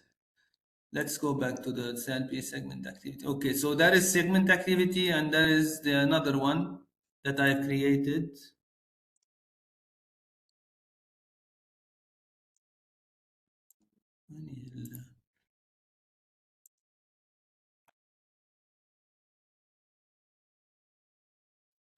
Okay, so mainly I wanted to highlight how we can create segment activity and use the block action when the user is for example implementing the DLP. You can scan using DLP, or you can scan using the sandboxing, or you can scan with both using the DLP detector or the threat inspection services. Okay, so here I just wanted to check something. It's that maybe because the application here is applied, so we don't have the same features.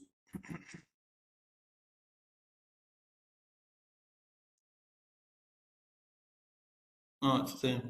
Yeah, it's the same. Okay. So that's a bit confusing. I just have to remove this one. Okay.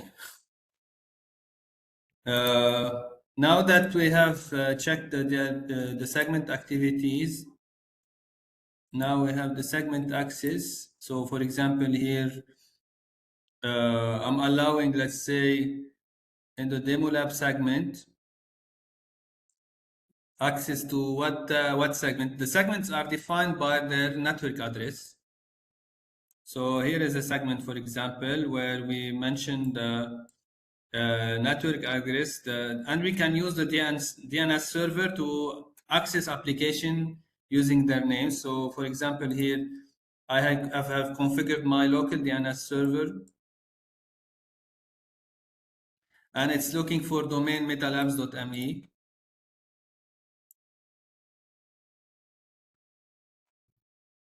Okay, that is the same domain that I'm using internally as well as in public.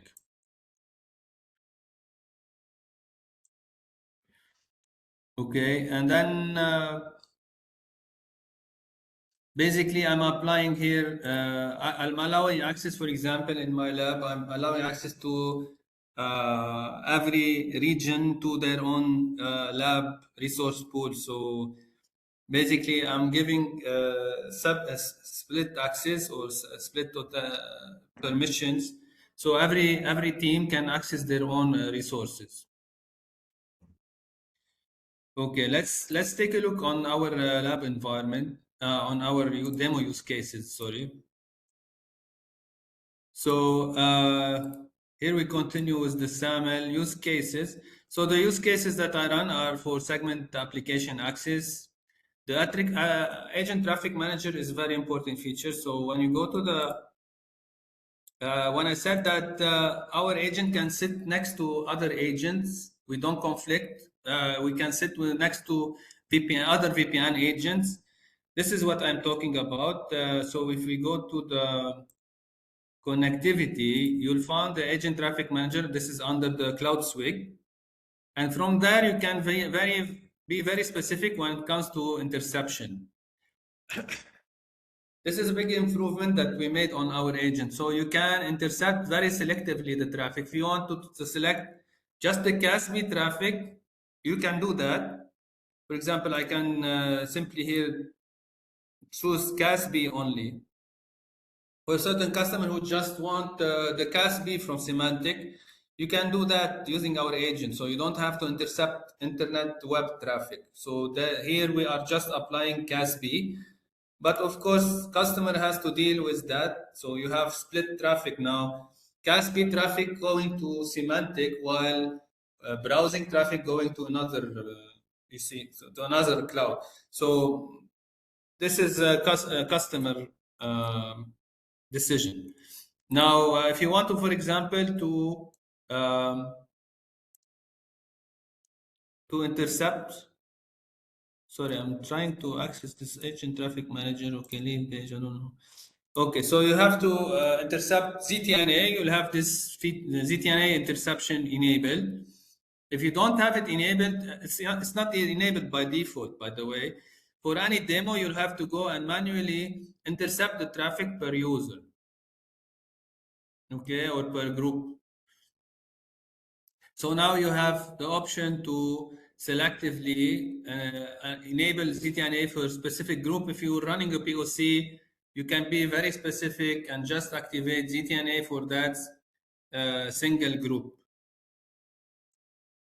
Okay, and the DNS is there. So you can bypass traffic from here. You can intercept traffic. You can have the agent passive. That agent can be also passive for certain rules. So that's it. Do you have any questions? Let's check if there's any questions. I don't see any questions. Okay. I hope that's... Actually, yeah, no, I can see some questions, Richard. I'm not sure. Sorry, I don't see a see question coming from Rama. I have most of the customers using SISC. So if we implement ZTNA, how can I configure the rules to per user or per device to connect to specify resources under the ZTNA portal? I wish I was able to read the question. So they are Here, using if you can go into the chat box. complete. It's in use. SAS complete, right? Yeah, so let me read it again for you. I have most of my customers using Now I So see. if Yeah. the okay. So they're using SAS complete. If you use ZTNA, you can configure rules per user per device to connect. Yes, SAS complete is has a different approach, but we do have it now available in the WSS. So SAS complete has an advantage is that you can do the authentication per group, device group. It's per device, it's not per user. It's per device group also, right? So you can create device groups on the SAS complete, and you can run the authentication separately. So you can have a SAML for a group and let's say LDAP for another.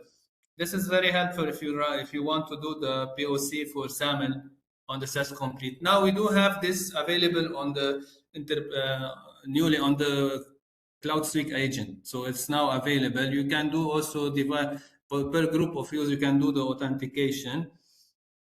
So it's basically per device.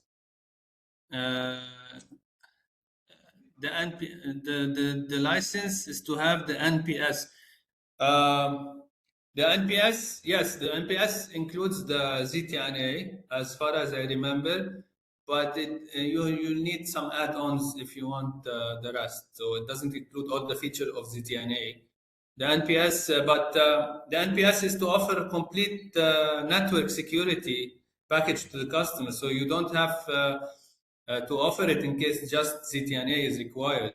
NPS will give you the sandboxing. They will give you the cloud swing with on-premise. Also, I guess it's hybrid license. It will give you also the ZTNA web isolation. You'll have the web isolation for web.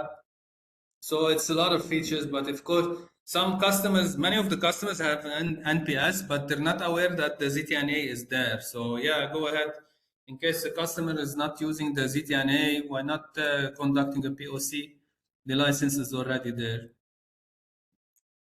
Okay, So I thank you hope so I much. answered your question. Yes. Yeah.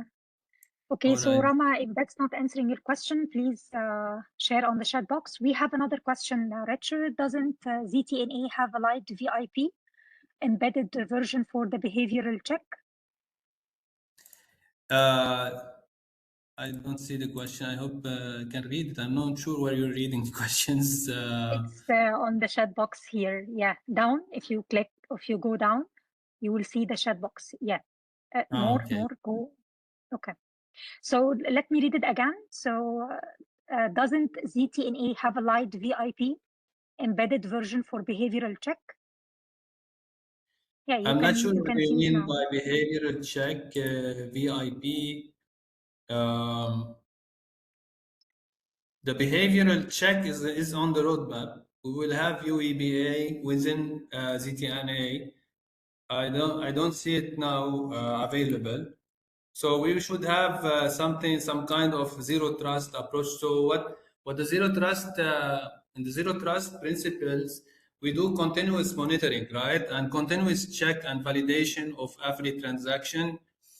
So and the zero trust will automatically terminate the session in case some breach is done, right? So some risk was done. So this is coming to automatically terminate the session. Of course, we do have it now for certain cases, but for the risk behavior, we don't have the risk behavior yet as user entity behavior analytics. Okay, so we don't have this available yet. Now I'm confused. What do you mean by VIP? The VIP, you mean we have the VIP, which is the authentication solution for two-factor authentication from Symantec. I'm not sure here the question. How do you mean the VIP embedded? But I don't think that we do have this now so far for user entity behavior check. Yeah, we don't have this yet, but we can do VIP integration for two-factor authentication. But that is an interesting use case, which is to have UEBA, like risk scoring for the user, and it will automatically terminate the session once the user crosses the risk score. This is also on the roadmap. I have a lot of roadmap news, but I don't have really the deadline. I don't really have the time of release. Okay, so yeah, so this is when it comes to the agent we were speaking about SAML authentication. The logs, of course, you know better the logs. You have the forensics, the audit, and the insights. So those logs can be forwarded to the cloud swig.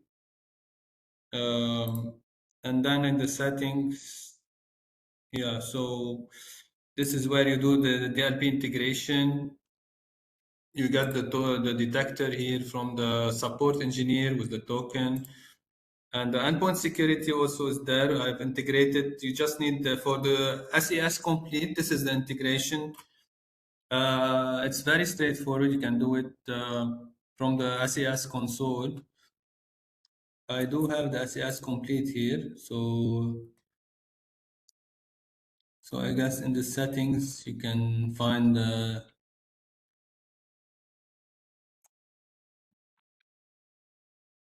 yeah. So here I guess you can check where you have the ZTNA integration. I think just by copying the from here from the subscription, I guess there's somewhere where I can find this these settings for ZTNA, and then I can do the integration. So for ASCS, you just have to find the domain ID, the customer ID. That's all. Okay, and for WSS, of course, you have to create that. This is for segment authentication. It's required. So as you see here, you have the traffic manager, which is not by default enabled. You have to enable it for the agent. The DNS also, which I set up here. And for the segment authentication, you will need SAML. You see here, you immediately have the option to choose SAML. LDAP is not going to work because this is coming also. We don't have that split authentication yet. The new feature will be called split authentication.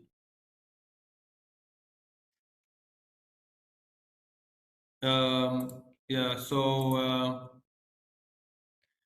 maybe this is for log shipping, for sending the logs. You can do it to AWS, or you can send it easily to the cloud swig. Okay. Now, if you check my lab, what I've done in the lab is some simple use cases. This is for the segment. I will do with both. By the way, let me show you first before I forget the posture that we have newly. Someone asked me about the posture for with using the new agent. So for the posture to be available, you have to ask for it. If you don't see it, you need to have this agent management. If you don't have the agent management, you will not be able to download the agent. Okay. So for example, if you for the new enterprise console, with the enterprise console now, you have the because I have the endpoint security. I do have the agent management by default, but if in case a customer, for example, purchases ZTNA, okay, and wants to use it, access it from the enterprise console, you sometimes might not have this agent management. Please, in case you don't have it, please reach out. So this agent management has to be available in order to download and install the agent, the enterprise agent. See, it's very similar to the endpoint security.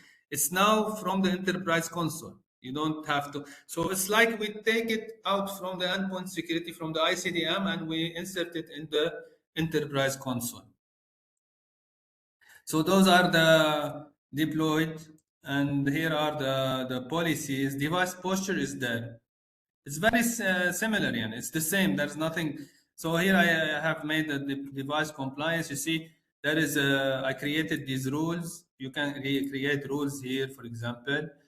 I created these rules. For example, you can check as the AV install is checked, process running.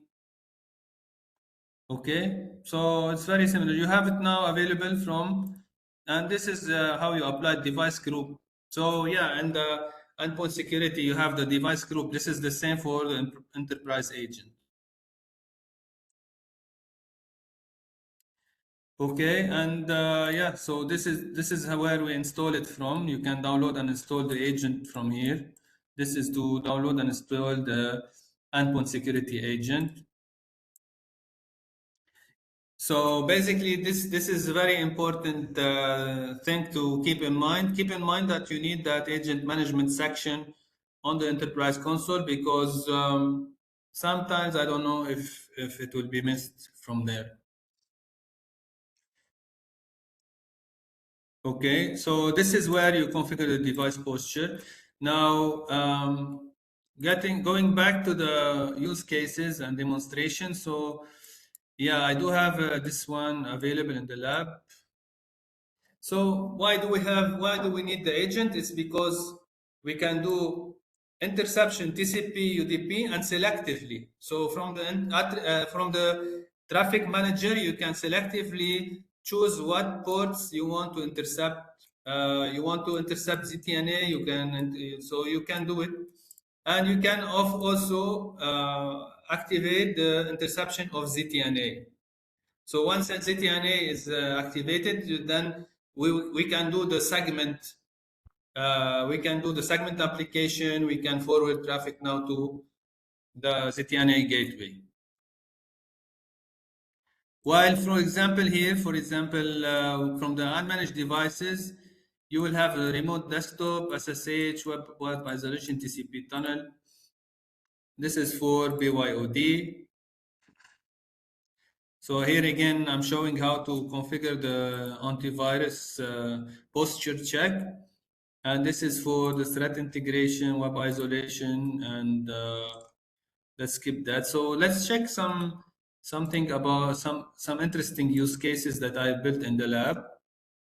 So this is, for example, two machines that I've built. One machine is using the CloudSwig agent, and the second one is using the enterprise agent.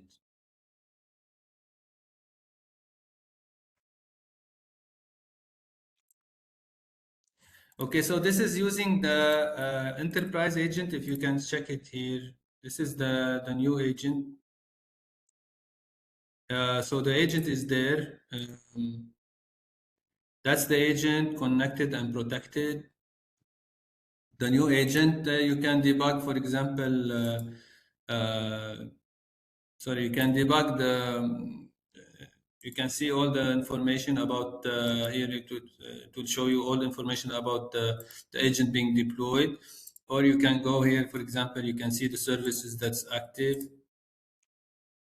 So this is the single agent that should also have later on the. So now, so far, you can access from that agent the CASB, ZTNA, and CloudSwig, and you have the endpoint security as well. You will have also later on the DLP on top of these components. Okay, so this is, for example, here if you want to check the services, this is where you can enforce re-authentication, and some of the commands are the same. So if you want to debug, for example, or developer tools for SAML troubleshooting, you can run the same commands. So this test here is for device posture. So if you're interested in device posture, so for example, here I will configure the device posture from the ZTNA console. So here you can see demo lab segment. And what you have to do for the posture is first you have to build that integration with endpoint security. This is only if you need if you have the endpoint security, but now you don't need it. So it's not needed even. So this endpoint security is not required anymore since you have the posture on the enterprise console. Sorry for the confusion. So for this one, you can, but for the lab, it's still built using the old traditional ICDM policy.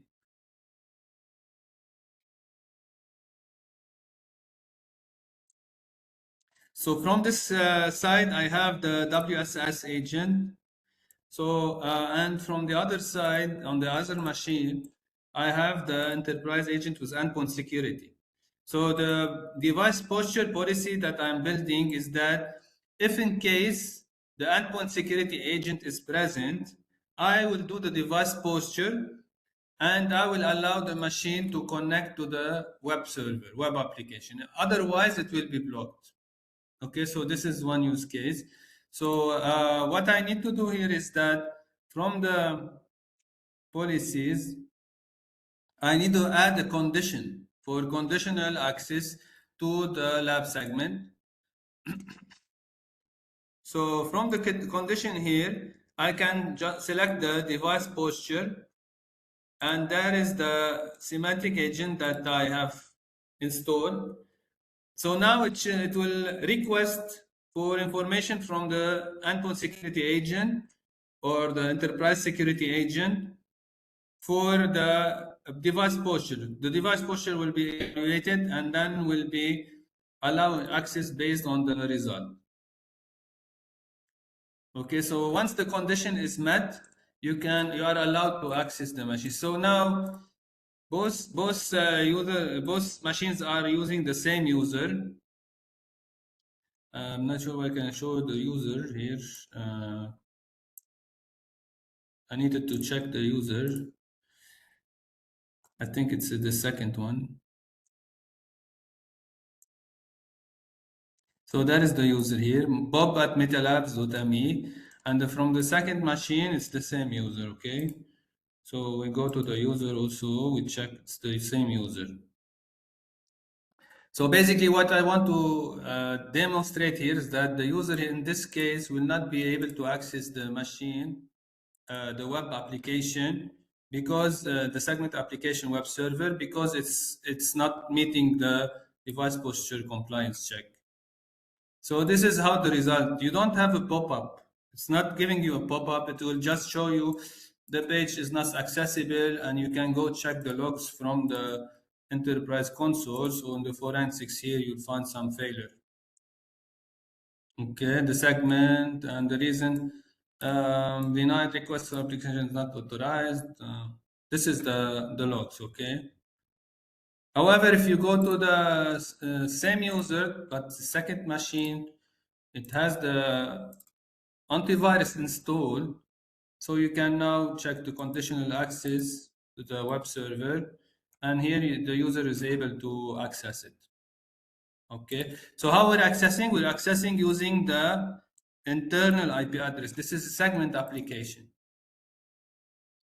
But keep in mind here that the user does not have an IP address on that remote network. It's the connector that is connecting to those applications. The user has no network access.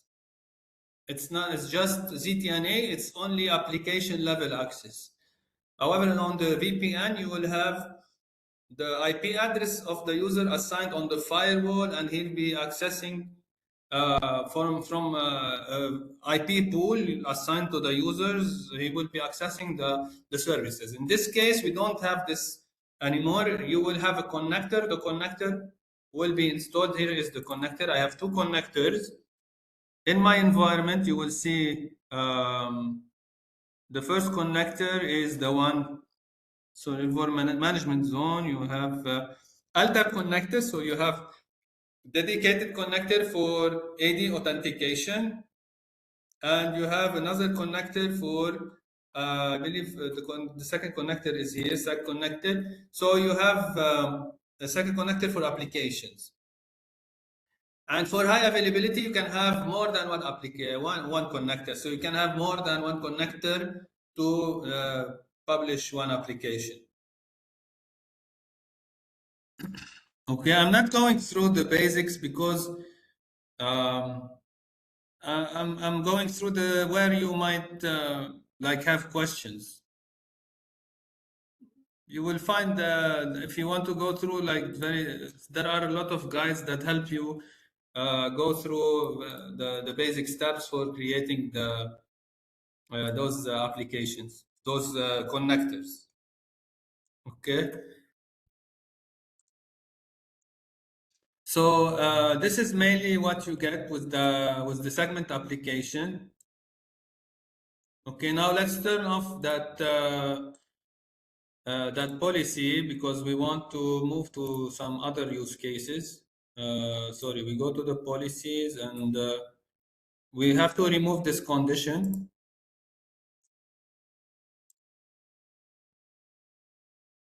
I'm gonna take 30 more minutes maybe, unless you have specific use cases we can discuss, so we can like have a conversation. In case you need to discuss any use case, in case I can build it here, or we can just have a conversation about it.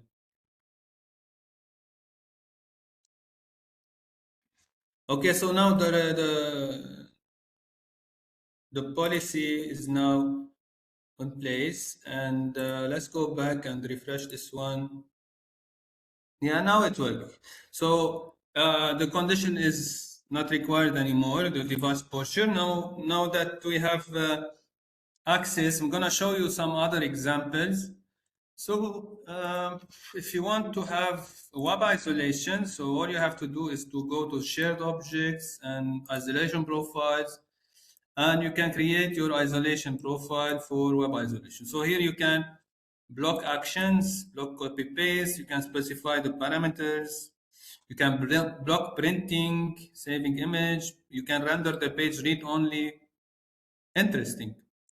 So those are all features of web isolation that we have incorporated in our ZTNA. Imagine the power that we can do with ZTNA. If we right click on the page, is it really isolated? It's not. So we have to turn on the web isolation first. I wonder why it's not turned on, because I had it already isolated. I'm not sure why it's been removed. Web application, let's go to the applications again.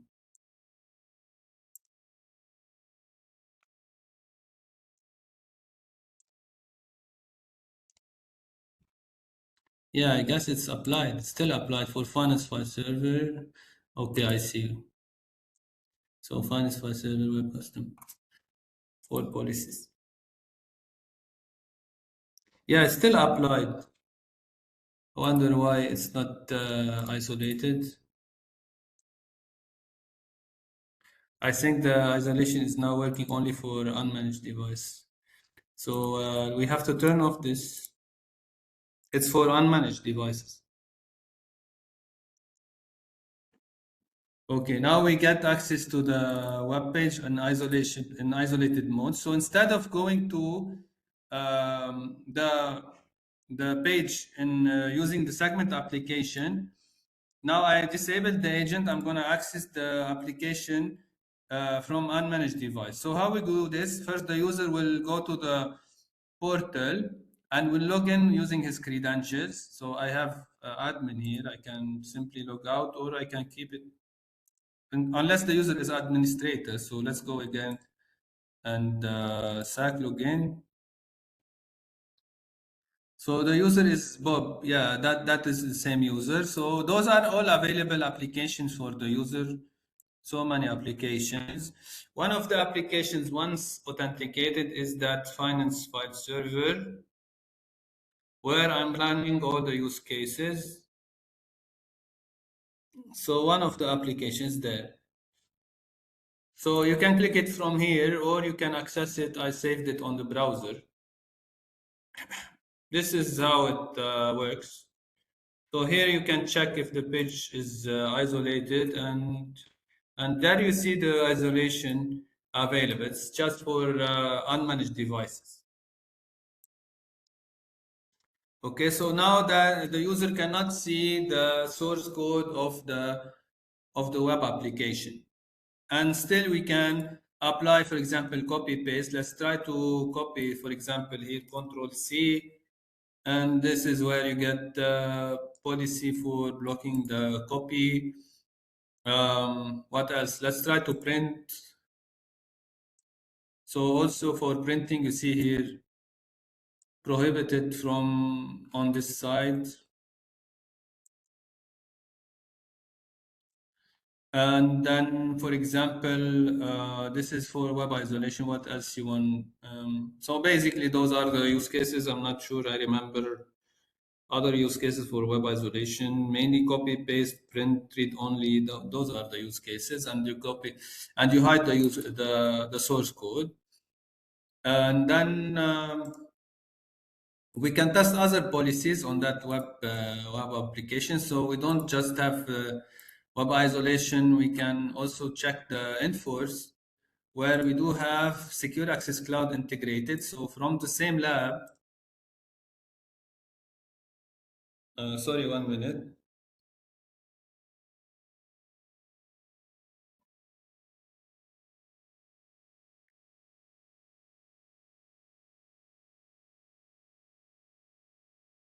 Uh, I think we do have like 20 minutes left, 25 minutes left before we're done. Would you like to have another break, or shall we continue?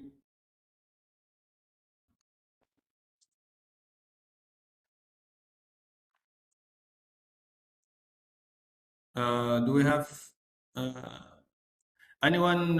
You think do we need any break now, or shall we continue? No, I believe, yeah. Since we have only 15 minutes left, then we can resume. We can continue, yeah. Yeah. I'm not gonna stay for long. I know it's a long webinar. Yeah. So yeah, do we have any other questions? Let's see. I don't know the chat. What is the chat? No questions received so far. Okay, great. Okay. Um, sorry, my sheet is. We just received one from Rama again. Let's talk a traditional question: how to protect access to Windows file share. To Windows file share. Yeah. That's interesting. Yeah. So, look, for this to answer honestly, I would suggest going for the agent. Right? It's recommended to use the agent. Better user experience, better management. However, if in case you want to do it for unmanaged devices, you're not gonna be able to do TCP tunnel for Windows. That is guaranteed. So for Windows CIFS will not be supported. I made the use case for NFS. However, for CIFS, that would never work because it's by Windows limitation. It's not our limitation. However, I was able to do it using NFS TCP tunnel. Or you can do mainly the the WinSCP, which is SFTP.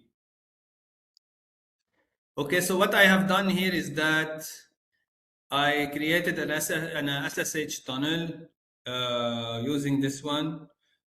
And you see here you have SSH target. Let me show you the application that I've created is this one, SSH target on a Windows server. Okay, so this is on the Windows server. I created this SSH. Of course, I have activated the SSH server. I have installed the certificate. You need also the certificate to be installed. And then from I'm not going into the date steps. However, if you want assistance, I can definitely assist you later on. So I have also installed here the WinSCP. Okay, so the WinSCP is there. I will automatically launch it from the browser. I just run some scripts on the browser to do it quickly. So here you can click on that link. I have the WinSCP launching. It's asking for upgrade, but still working. So it will immediately authenticate because there's a command I'm running here in the back end. It's just a command of SSH to run the SSH command. And it will prompt for the token that I can get from the application itself. So if I go to SSH target application, I guess that I can use the SSH user. I copy the token and I paste it on the WinSCP And I should be able, in case the user is authenticated, to access the files. Now I can copy paste files. This is one way to do it. Okay, this is one from my own. Like I thought of it. It's not the recommended.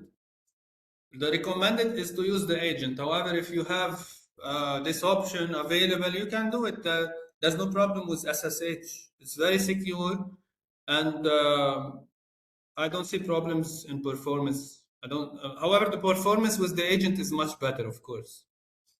Okay, the question is in terms of performance. That's it. Now you can do it with TCP tunnel, but I still have some problems with it. It was working. I'm not sure. I'm still troubleshooting this one with the TCP tunnel, but I done it over NFS, which is not an option for customers because NFS is simply Linux. If you want to do it for Windows, you don't have NFS. So this is a long story. So I was able to map network drive, but I don't recommend this to customers. Map network drive uses also OpenSSH, a kind of a kind of executable that I installed it on the remote machine, so I can map network drive to that remote machine over SSH. So also it's another application of SSH. Yeah, so web server, we've already checked it, NFS. The DLP, now I can show you the DLP, for example, from the info server. So what for DLP fans, in case you have a DLP, so customers that have already the DLP in place, so if we go check the info server, it can be done also from the cloud. So we don't have any restriction to on-premise, okay? So this is how we do it. So from the DLP, you have to add that detector for ZTNA. Okay, also using that same support ticket that you created for the ZTNS, you will have to add the ZTNA here. They give you the enrollment bundle, and the enrollment bundle has to be installed on the ZTNA CDS on the info server. You see here, I have all the detectors for showing the integration of our DLP. I have it for web isolation, for email, CASB. Everything should be there for a single console demonstration. And then you have to create an application also. So from the data profile, application detection, you have to create an application here for ZTNA for starting the service. Okay, and you apply it to device policy group. Once the application is created, you see this is REST API. Okay, so once this was the detector ID, once this policy, once this application is created, all you have to do is to go to the policy and create a response rule, which is block data in motion. It's this one. It's the same. It's the CASB block data in motion. Let me double check. Do we have anything else? Yeah, I think this is the one. It's to block data in motion. We don't have, there's the quarantine, delete. It must be the block. Okay.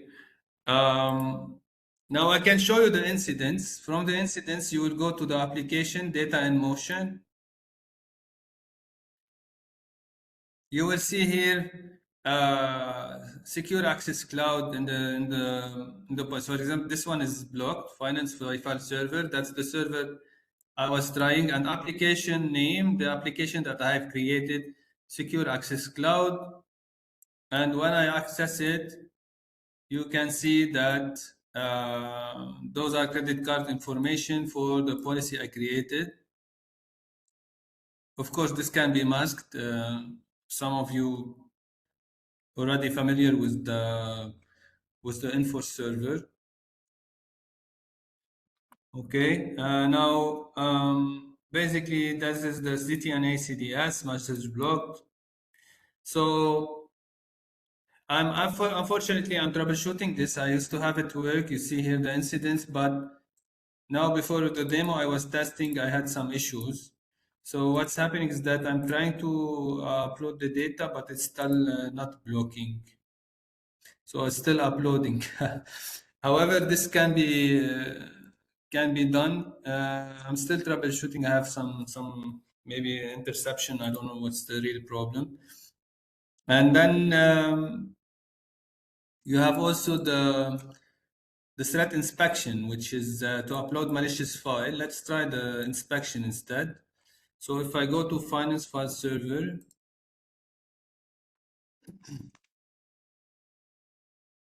let's see if the inspection works. I tried to upload some suspicious, malicious files. Actually, I got it from Virus Total. You see, those are all malicious hashes. I got from Virus Total. And I try to upload it now. If the policy is working, it should be blocking. You will get the same message with the DLP. DLP will show you unauthorized operation by policy. This was blocked. You don't get that this is DLP message. You don't get the customized DLP message or threat inspection. You got this message for both.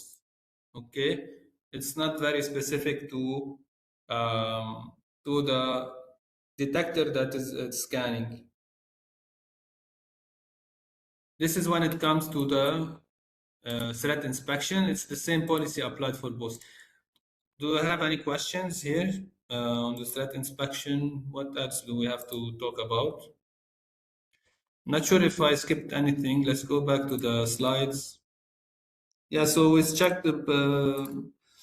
check almost everything: the protection, the segment posture, SAML troubleshooting. If necessary, I can do this troubleshooting on the live session, if in case needed. Let's see if we have any questions. Thank you, shoot person for this. I hope we have to jump. Okay, we're done. Yeah, thank you very much, Rama. Thank you. Anyone else, please? You have any questions?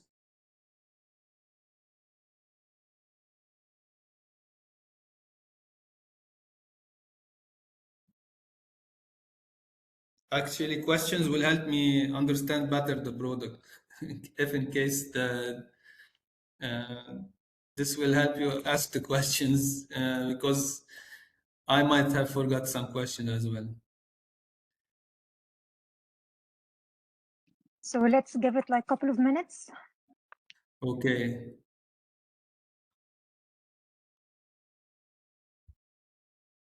I hope that this will help you get the night certification and to have new opportunities for SAC ZTNA. I'm always happy to assist you in any POC, any demo, presentation, customer questions. Whenever you need help, please feel free to reach out. I'm working very closely with the ZTNA team at Broadcom, and I'm always getting all the answers directly, the fastest answers that you expect. So whenever you have questions, please feel free to reach out.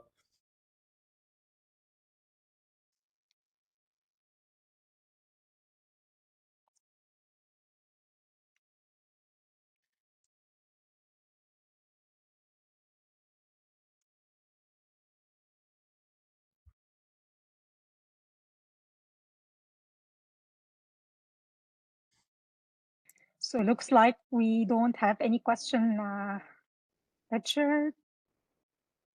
Yeah, thanks everyone for attending. I'm really pleased for your attendance and happy to have you on the session.